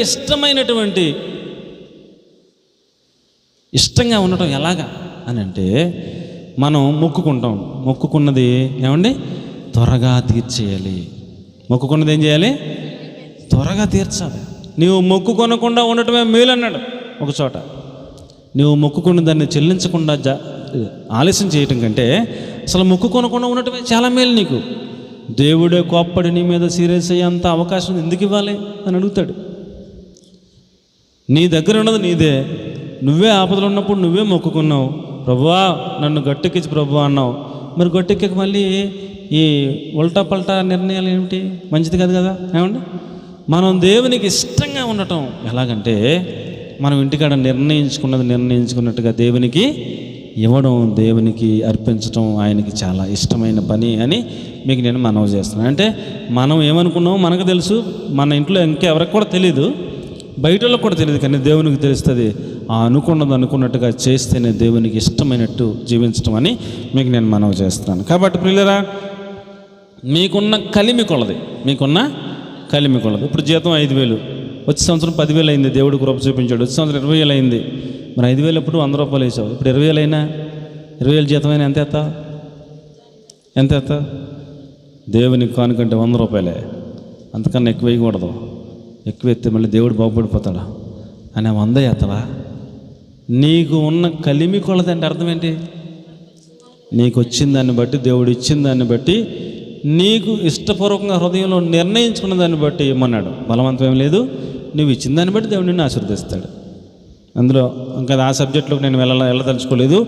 దేవునికి ఇష్టంగా ఉండటం ఏమిటంటే మనం నిర్ణయించుకున్నది కలిమి కొలది ఇష్టపూర్వకంగా ఇవ్వడం, ఆయనకి ఇష్టమైనట్టు జీవించడం అని, ప్రీతికరంగా జీవించడం అని దేవుని వాక్యం తెలియజేస్తూ ఉంది. ఏమంటే 6వ మాట ఎఫ్ఎస్సీ పత్రిక 5వ అధ్యాయం 10వ వచనం.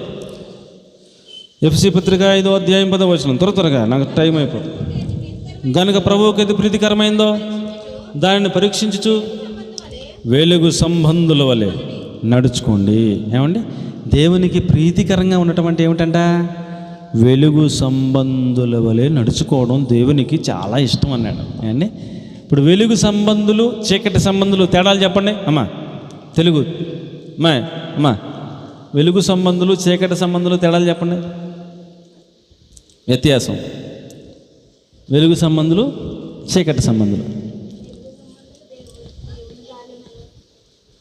ఇప్పుడు పట్టపగలు ఎవరైనా దొంగతనం చేస్తాడా? ప్రవృత్తులు చేస్తారా? అంతేనా? నవ్వుతారేంటి? ఇలా పట్టపగలు అందరూ స్వతంగా దొంగతనం చేస్తారా?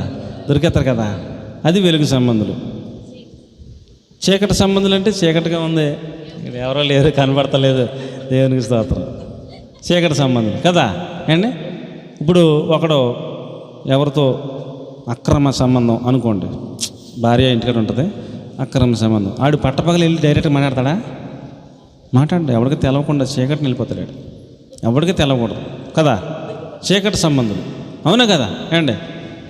చీకటి సంబంధులు, వెలుగు సంబంధులు. మనం చీకటిలో ఉన్నా వెలుగులో ఉన్నా మనం వెలుగు సంబంధులుగా ఉండాలి అండి. ఇంకా మీకు బాగా అర్థమవుతాయి.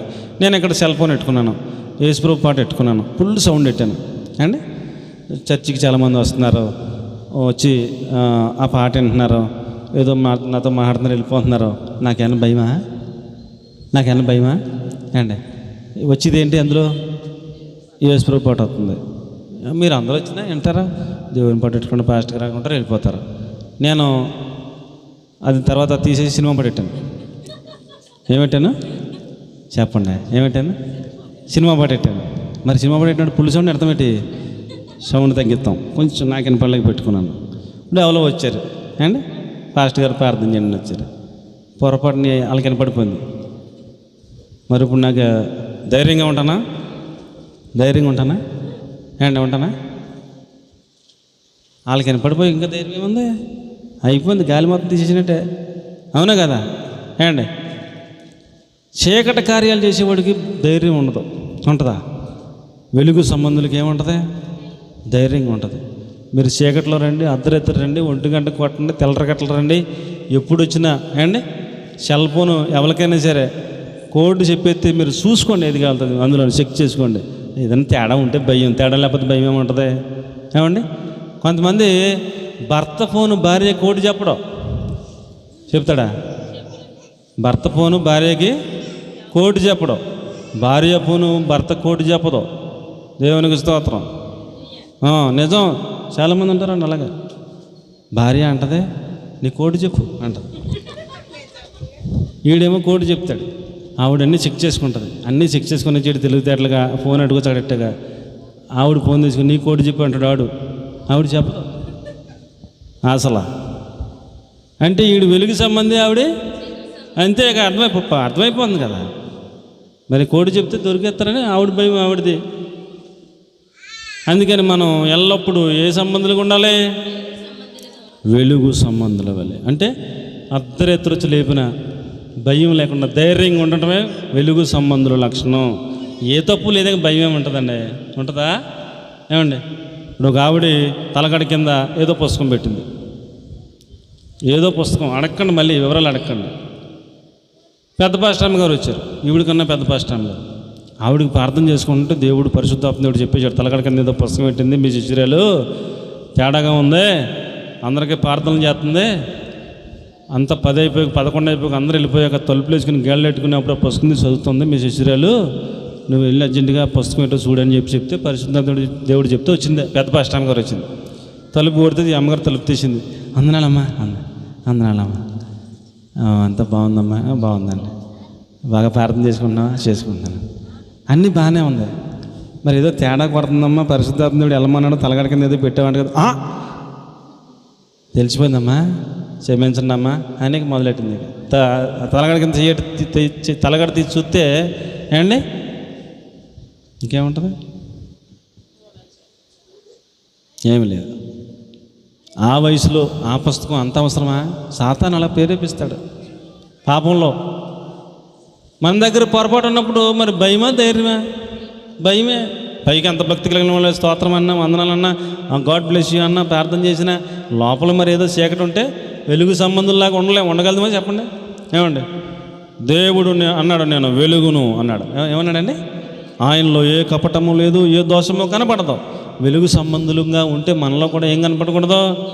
ధైర్యంగా ఉంటాం. ఎవడన్నా ఏదో చెడిగినా, ఏ టైంలో చెడిగినా చూసుకో అని కోర్టుతో కూడా చెప్పి అంత ధైర్యంగా ఉంటుంది వ్యవహారం. దేవునికి స్తోత్రం కలిగనుక ఏమి లేదు రహస్యం అందులో. ఇంకేముంటుంది? చూసుకుంటే ఆడు చూసుకుని వెళ్ళి ఇచ్చేస్తాడు, ఏమి ఉండదు అందులో. కాబట్టి మనం వెలుగు సంబంధుల వలె ఉండటం, ధైర్యంగా ఉండటం దేవునికి ఇష్టం అండి. అబద్ధాలు చెప్పి చూడకుండా చూసి భయంగా ఎవడని చూశాడేమో ఇలా బతకడం ఆయనకి ఇష్టం లేదు. అర్థమైతే స్తోత్రం. హల్లెలూయా. ఎవరంటే దేవునికి చాలా ప్రీతి ఇష్టం ఏమండి? వెలుగు సంబంధుల వాళ్ళే. పట్ట పగలు ఏమండి? ఎలాగైతే ఉంటాం మనం అలాగే 24 hours ఉంటే, ధైర్యంగా ఉంటే, ఏ పాపం అంటకుండా జాగ్రత్తగా బతికితే, హృదయంలో అంతరంగంలో వెలుగు సంబంధుల వలె ఉంటే అండి, అది ధైర్యం. ఇంకో మాట చెప్పనా అమ్మా, ఇంకో మాట చెప్పనా? దావీదు మిద్ది మీద తిరుగుతున్నాడంట. కిందకి చూస్తే ఏమండి, ఒక స్త్రీ కనపడిందంట. కనపడితే అది ఆ వివరాలు అంత మనకు అవసరం లేదు. మనోడికి సాతాను ప్రేరేపించాడంట. ప్రేరేపిస్తే చేయకూడని పని చేశాడు. చేసిన తర్వాత ఏమెరగినట్టు వచ్చి సింహాసనం కూర్చున్నాడు అమాయకంగా. ఆ తప్పును కప్పెట్టుకుంటాకే ఆమె భర్తను కూడా చంపించేశాడు. ఇప్పుడు ఒక తప్పు చేశాడు, ఆ తప్పును కప్పెట్టుకుంటాకే ఇంకో తప్పు చేశాడు. ఏమెరగినట్టు కూర్చుంటే దేవుడు నాతాను ప్రవక్తను పంపితే నాతాను ప్రవక్త వచ్చాడు. ఏమంటే ఒక ఉపమానం చెప్పినట్టుగా 100 గొర్రెలు ఉన్నవాడు వాళ్ళ ఇంటికి ఎవరో ఒక ఆయన అతిథి వస్తే, ఆ ఇంటి ముందు ఉన్నవాడికి ఒక గొర్రె ఉంది, ఆడి గొర్రెను చంపి మాంసం వండి అతిథికి పెట్టాడు. ఇప్పుడు ఆడికి తీర్పు మీరు చెప్పాలంటే దావీదు అన్నాడు, ఆడు మరణమునకు పాత్రుడని తీర్పిచ్చేశాడు. ఆ మనుషుడు నీవే అని నాతోని చెప్పేశాడు. చెప్పేసాక దావీదుకి అర్థమైపోయింది మ్యాటర్. అర్థమైపోయి వెంటనే దిగి సింహాసనం దిగి మోకరించి కన్నీళ్లు గార్చి నన్ను క్షమించు ప్రభు అని ప్రార్థన చేస్తాం మొదలుపెట్టాడు. అప్పుడు దాకా మనోడికి హృదయంలో ఒక వెలుగుతున్న దీపం ఉండేది ఇదివరకు, రక్షణ ఆనందం ఉండేది ఇదివరకు. ఆ రక్షణ ఆనందం వెలుగుతున్న దీపం దేవుడు తీసేశాడు. నీ దీపమును దాని దీపస్తంభం నుంచి తీసేస్తానని చెప్పాడు కదా యేసు ప్రభు. ఏమండి, అలా తీసేసాడండి. మనోడు గుర్తించలేకపోయాడు. రక్షణ ఆనందం ఇంకా ఉందనుకుంటున్నాడు, లేదు తీసేసాడు దేవుడు ఎప్పుడో. అప్పుడు గుర్తించి గమనించి, అప్పుడు 52 కీర్తన మీరు ఇంటికి వెళ్ళి చదువుకోండి. ప్రభువా, నేను ఓటికుండ వంటి వాడనయ్యాను, నాకు ఏమండి రక్షణ ఆనందం మరలా ఇవ్వవా, నన్ను మరలా నీ రక్తంలో కడిగి శుద్ధీకరించవా, హిమములే తెల్లగా చేయవా, గొర్రెబొచ్చులా చేయవా అని చాలాసేపు చాలా పాయింట్లు ప్రార్థన చేశాడు. అంటే ఇప్పుడు ఏం పోయింది అమ్మా, ఏం పోయింది దావీదుకి చెప్పండి? వెలుగుతున్న దీపస్తంభం పోయింది, వెలుగు పోయింది. ఇప్పుడు మరలా దీపస్తంభాన్ని వెలిగించమని ఏడ్చాడు, వెలిగించుకున్నాడు. మరలా అప్పుడు మంచిగా రక్షణ ఆనందాన్ని పొందుకుని మిగిలిన జీవితాన్ని కొనసాగించాడు. ఇప్పుడు మనం ఏదైనా పొరపాటు చేస్తే, తప్పు చేస్తే మనలో వెలుగుతున్న దీపస్తంభం ఉంటుందా, ఆరిపోద్దా? అది చెప్పండి నాకు. మనలో దేవుడు ఒక దీపస్తంభం పెట్టాడు. ఆ వెలుగు, ఆ మనలో ఒక వెలుగు నుంచాడు అండి. ఆ దీపం వెలుగుతూ ఉంది మన హృదయంలో. ఇప్పుడు మనం ఏదన్నా తప్పు చేస్తే కూడా వెలుగుతూ ఉంటుందా? ఎలాగదో ఆరిపోద్ది, మనం తెలుసుకోకపోతే ప్రమాదం. అందుకని ఎప్పుడు నిత్యము వెలుగు సంబంధుల వలె ఉండండి అంటాడు. సంసోను ఏమండి, నా మాటనండి, సంసోను ఎప్పటి వలె విరజిమ్ముకుందని అనుకుని నిద్రలేచాడంట. ఏమండి, మనవాడు ఎక్కడున్నాడు ఇప్పుడు? అమ్మ చెప్పండి, ఎక్కడున్నాడు? అమ్మ సంసోను ఎక్కడున్నాడు? సంసోను ఎప్పటి వలె విరజిమ్ముకుందును అని అనుకున్నాడంట. ఈలాగా విరజిమ్ముకుందును అనుకునే లోపల నిద్రపోయినప్పుడు జుట్టు ఖర్చు చేశారు అండి. ఈ దేవుడు అతడిని ఎడబాసి వెళ్ళిపోయాడు. అతడి లోపల ఉన్న వెలుగు వెళ్ళిపోయింది, మనోడికి తెలవదు. ఇంకా లోపల వెలుగు అనుకుని ఎప్పటి వాళ్ళు విరజిమ్ముకుందని అనుకున్నాడంట. ఫిలిస్తీన్లు వచ్చారు, 2 చేతులు పట్టుకున్నారు, 2 కళ్ళు పీకేశారు అండి. అమ్మ 2 కళ్ళు పీకేశారు. ఇదండి, నేను చాలా బలవంతుని కదా అనుకున్నాడు. బలం పోయిందని తెలుస్తలేదు, అది విషయం. బలం ఏమైందండి? బలం పోయింది, అతనిలో ఉన్న వెలుగు పోయింది. ఎందుకు పోయింది అమ్మ? ఎందుకు పోయింది? బండ సందులలో నివాసం ఉండేటువంటి ఇతగాడు ఒక వేశ్య దగ్గర నివాసం ఉంటున్నాడు. అందుకని దేవుడు ఉంటాడా ఆయన దగ్గర? ఇంకా ఉంటాడండి? ఆయనలో వెలుగు ఉంటుందా? ఉండదు. చీకటి మనిషి అయిపోయాడు, ఇంకేముంటుంది? వెలిగిపోయింది. అందుకనే వెలుగున్నంతసేపు ఎవరన్నా వచ్చి తాడు కట్టయితే తాడు ఇలాగంటే తెగిపోయిందంట, సంఖ్యలు కట్టయితే సంఖ్యలు కంటే తెగిపోయాయంట. ఏమండి, ఒక పట్టణానికి ఆధారమైన గమిని ఇలాగ పొలమొక్కలా లేపి పట్టుకెళ్ళి పర్వతం మీద పడేసాడంట. 1000 మంది వస్తే ఒక్కడ 1 చేత్తో చంపేశాడంట. సింహం వచ్చి సింహాన్ని చీల్చిపడేసాడంట. అంటే సింహాన్ని ఎవరైనా చంపుతారా? సింహమే 10 మందిని ఒక్క దెబ్బ కొడితే మనం మామూలుగా లేకమే. ఇంకా దాని పంజా అలాగ ఉంటుంది, అంత స్ట్రాంగ్గా ఉంటుంది అనమాట అండి. ఒక్క దెబ్బకు చచ్చిపోతాం మనం. అలాంటి సింహాన్ని చీల్చేసాడంటండి. ఏంటి బలం? ఏంటి? లోపల ఎలుగు ఉంది కాబట్టి బలం ఉంది. ఎలుగు వెళ్ళిపోయింది. వెళ్ళిపోయాక వచ్చి 2 పిలిస్తీలు ఎట్టుకుంటే ఇడిపించుకోలేకపోతున్నాడు. కళ్ళు పీకెత్తే దాన్ని కాపాడుకోలేకపోయాడు, గుడ్డుడు అయిపోయాడు. ఆ వెలుగు ఉందని చెప్పి మనలో ఏమైనా బలమో శక్తి అండి అడబిడి అంతానే. ఆ వెలుగు వెళ్ళిపోతే ఏమి లేదు. కాబట్టి మనం ఎల్లప్పుడూ దేవుడు మనలో ఉన్నాడో లేదన్నది చెక్ చేసుకోవాలి. వెలుగు సంబంధుల వలె బతకాలి. అలాగే వెలుగు సంబంధుల వలె ఉంటే ఆయనకి చాలా ప్రీతికరమైన బిడ్డలం. దేవునికి స్తోత్రం కలిగిన గాడు. హల్లెలూయా. ఆఖరిగా ఫిలిప్పీ పత్రిక 4వ అధ్యాయం 18వ వాక్యం ముగించేస్తాను నేను. ఫిలిప్పీ 4:18 ఏమంటారు అమ్మా? నాకు సమస్తము కలిగి ఉన్నవి, సమృద్ధి కలిగి ఉన్నవి, మీరు పంపిన వస్తువులు ఎఫ్రొదితు వలన పుచ్చుకొని ఏమీ తక్కువ లేకుండా ఉన్నాను. ఇవి మనోహరమైన సువాసనీయం, దేవునికి ప్రీతికరమైన యాగములుగా ఉన్నాయి, ఇష్టమైన యాగాలుగా ఉన్నాయి అన్నాడు. ఇప్పుడు నా వైపు చూడండి అమ్మ, నా వైపు చూడండి, ఏమండి నా వైపు చూడండి. ఇప్పుడు అపోస్తులైన పౌలు గారు పౌలు గారు ఇప్పుడు కొవ్వూరులో ఈ మందిరంలోకి వచ్చాడు. ఏమండి నా వైపు చూస్తారా? ఈ మందిరంలోకి వచ్చారు, ఇక్కడ వాక్యం చెప్పేశారు.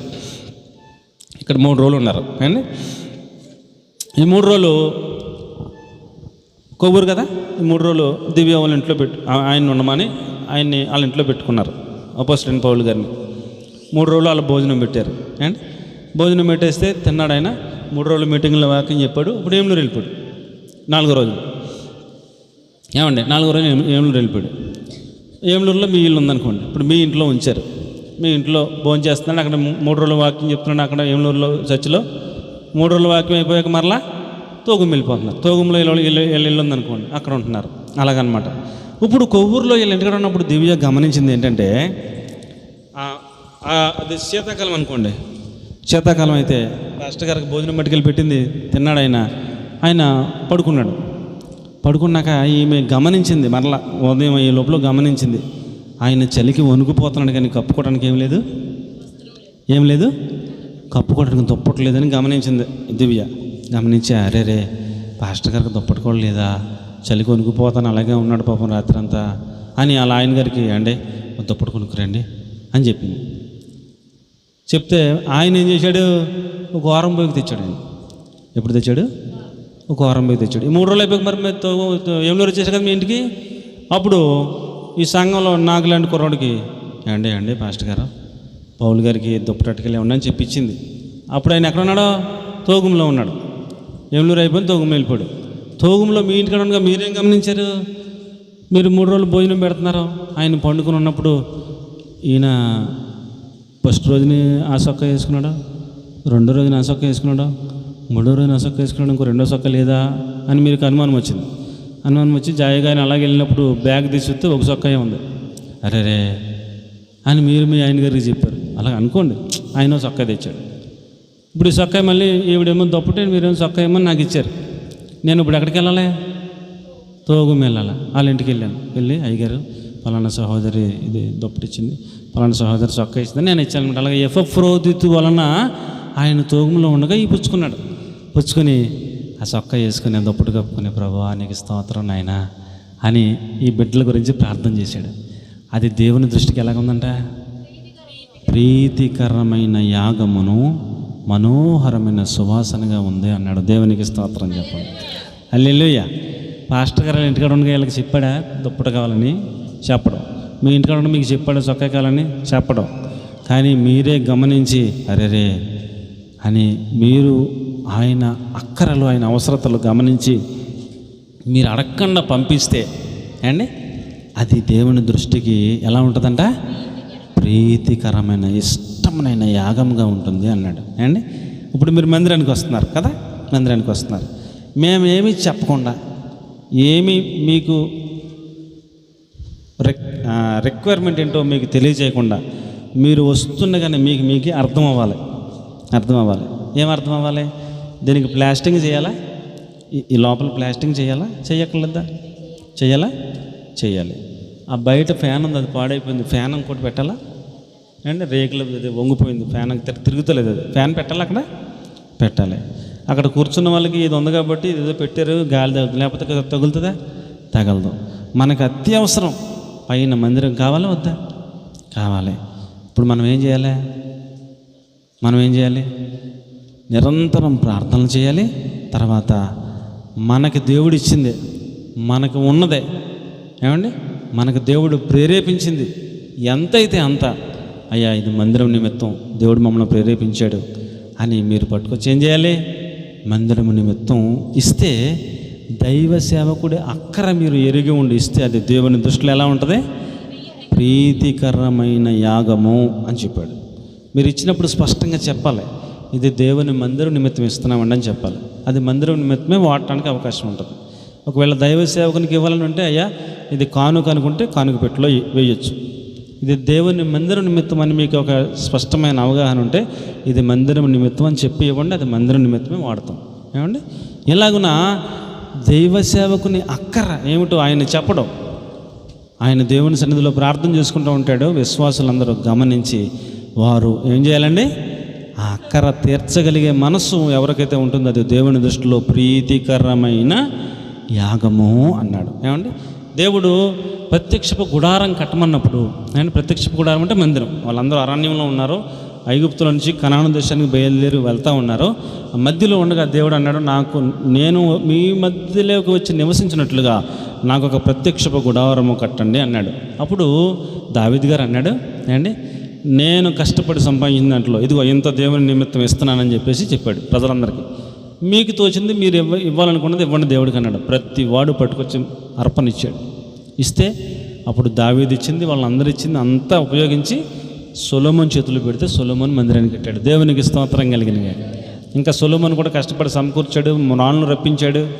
ఏమండి, ఇంకా కొన్ని రప్పించాడు. 100కి మందిరానికి కావాల్సిన 80% దావీదు గారి ద్వారాగానే సమకూర్చబడింది. 20% సొలొమోను కూడా సమకూర్చి ప్రపంచంలోనే అద్భుతమైన మందిరాన్ని కట్టాడు. అలాగున మనం ఏమండి దేవుని మందిరపు పనిలో అక్కరలు ఏమున్నాయో చూసి ఆ అక్కరలు తీర్చినట్లుగా మనమే సిద్ధమైన మనసు కలిగి ఉండి దేవుని కొరకు దేవుని దైవ సేవకుని అక్కరను తీర్చగలిగే మనసు ఉంటే దానిని దేవుడు ఏమంటున్నాడంటే ప్రీతికరమైన యాగము అంటున్నాడు. దేవునికి మహిమ కలుగునుగాక. హల్లెలూయా. ఇంకెక్కువ చెప్పలేను, అది వేరే సబ్జెక్ట్ అవుతుంది. దశంభాగాలు అన్నీ కూడా వేరే సబ్జెక్ట్ అవుతుంది. మన సబ్జెక్ట్ వరకు దేవునికి ఇష్టమైనటువంటివి ఏమిటి అనేది మనం ఒక పరిశీలన చేస్తున్నాం. మొదటిది ఏంటి చెప్పండి? ఆయనకు కీర్తనలు పాడుతూ స్తుతించడం ఆయనకు చాలా ఇష్టం. కృతజ్ఞతాస్తుతులతో ఆయన గణపరచడం చాలా ఇష్టం. ఆయన ప్రజలం మేము అన్నట్టుగా మనం బ్రతకటం ఆయనకు చాలా ఇష్టం. ఉపవాసం ఉండటం చాలా ఇష్టం. పరిశుద్ధంగా జీవించడం ఆయనకి చాలా ఇష్టం. కలిమి కొలదయ్యే ఇస్తే ఆయనకి చాలా ఇష్టం. వెలుగు సంబంధుల వల్ల జీవించడం ఆయనకి ఇష్టం. దైవ సేవకుని అక్కర తీర్చడం ఆయన దృష్టిలో చాలా విలువైంది, ఆయనకు ప్రీతికరమైంది. అలాగును మనం ప్రీతికరమైన భక్తిని చేస్తే ఆయన తన కొరకు అలాంటి భక్తులను ఏర్పరుచుకుంటూ ఉంటాడు, ఆయన గ్రంథంలో రాసుకుంటూ ఉంటాడు. అలాగున మనందరం ఆయనకి ప్రీతికరమైన బిడ్డలంగా ఉన్నట్లుగా పరిశుద్ధాత్మ దేవుడు మనందరినీ సిద్ధపరిచి నడిపించునుగాక. ఆమేన్. God bless you. అందరం మాకరిద్దాం, ప్రార్థన చేసుకుందాం. పరిశుద్ధము నమ్మగలిగిన మా ప్రియ పరలోకపు తండ్రి, కూడి వచ్చిన బిడ్డలందరినీ మీ సన్నిధిలో జ్ఞాపకం చేసుకుంటున్నాం. మీరు ఆశీర్వదించండి, దీవించండి ప్రభువా. చెప్పబడిన వాక్యాన్ని వారు నెమరు వేసుకుంటూ వాక్యానుసారంగా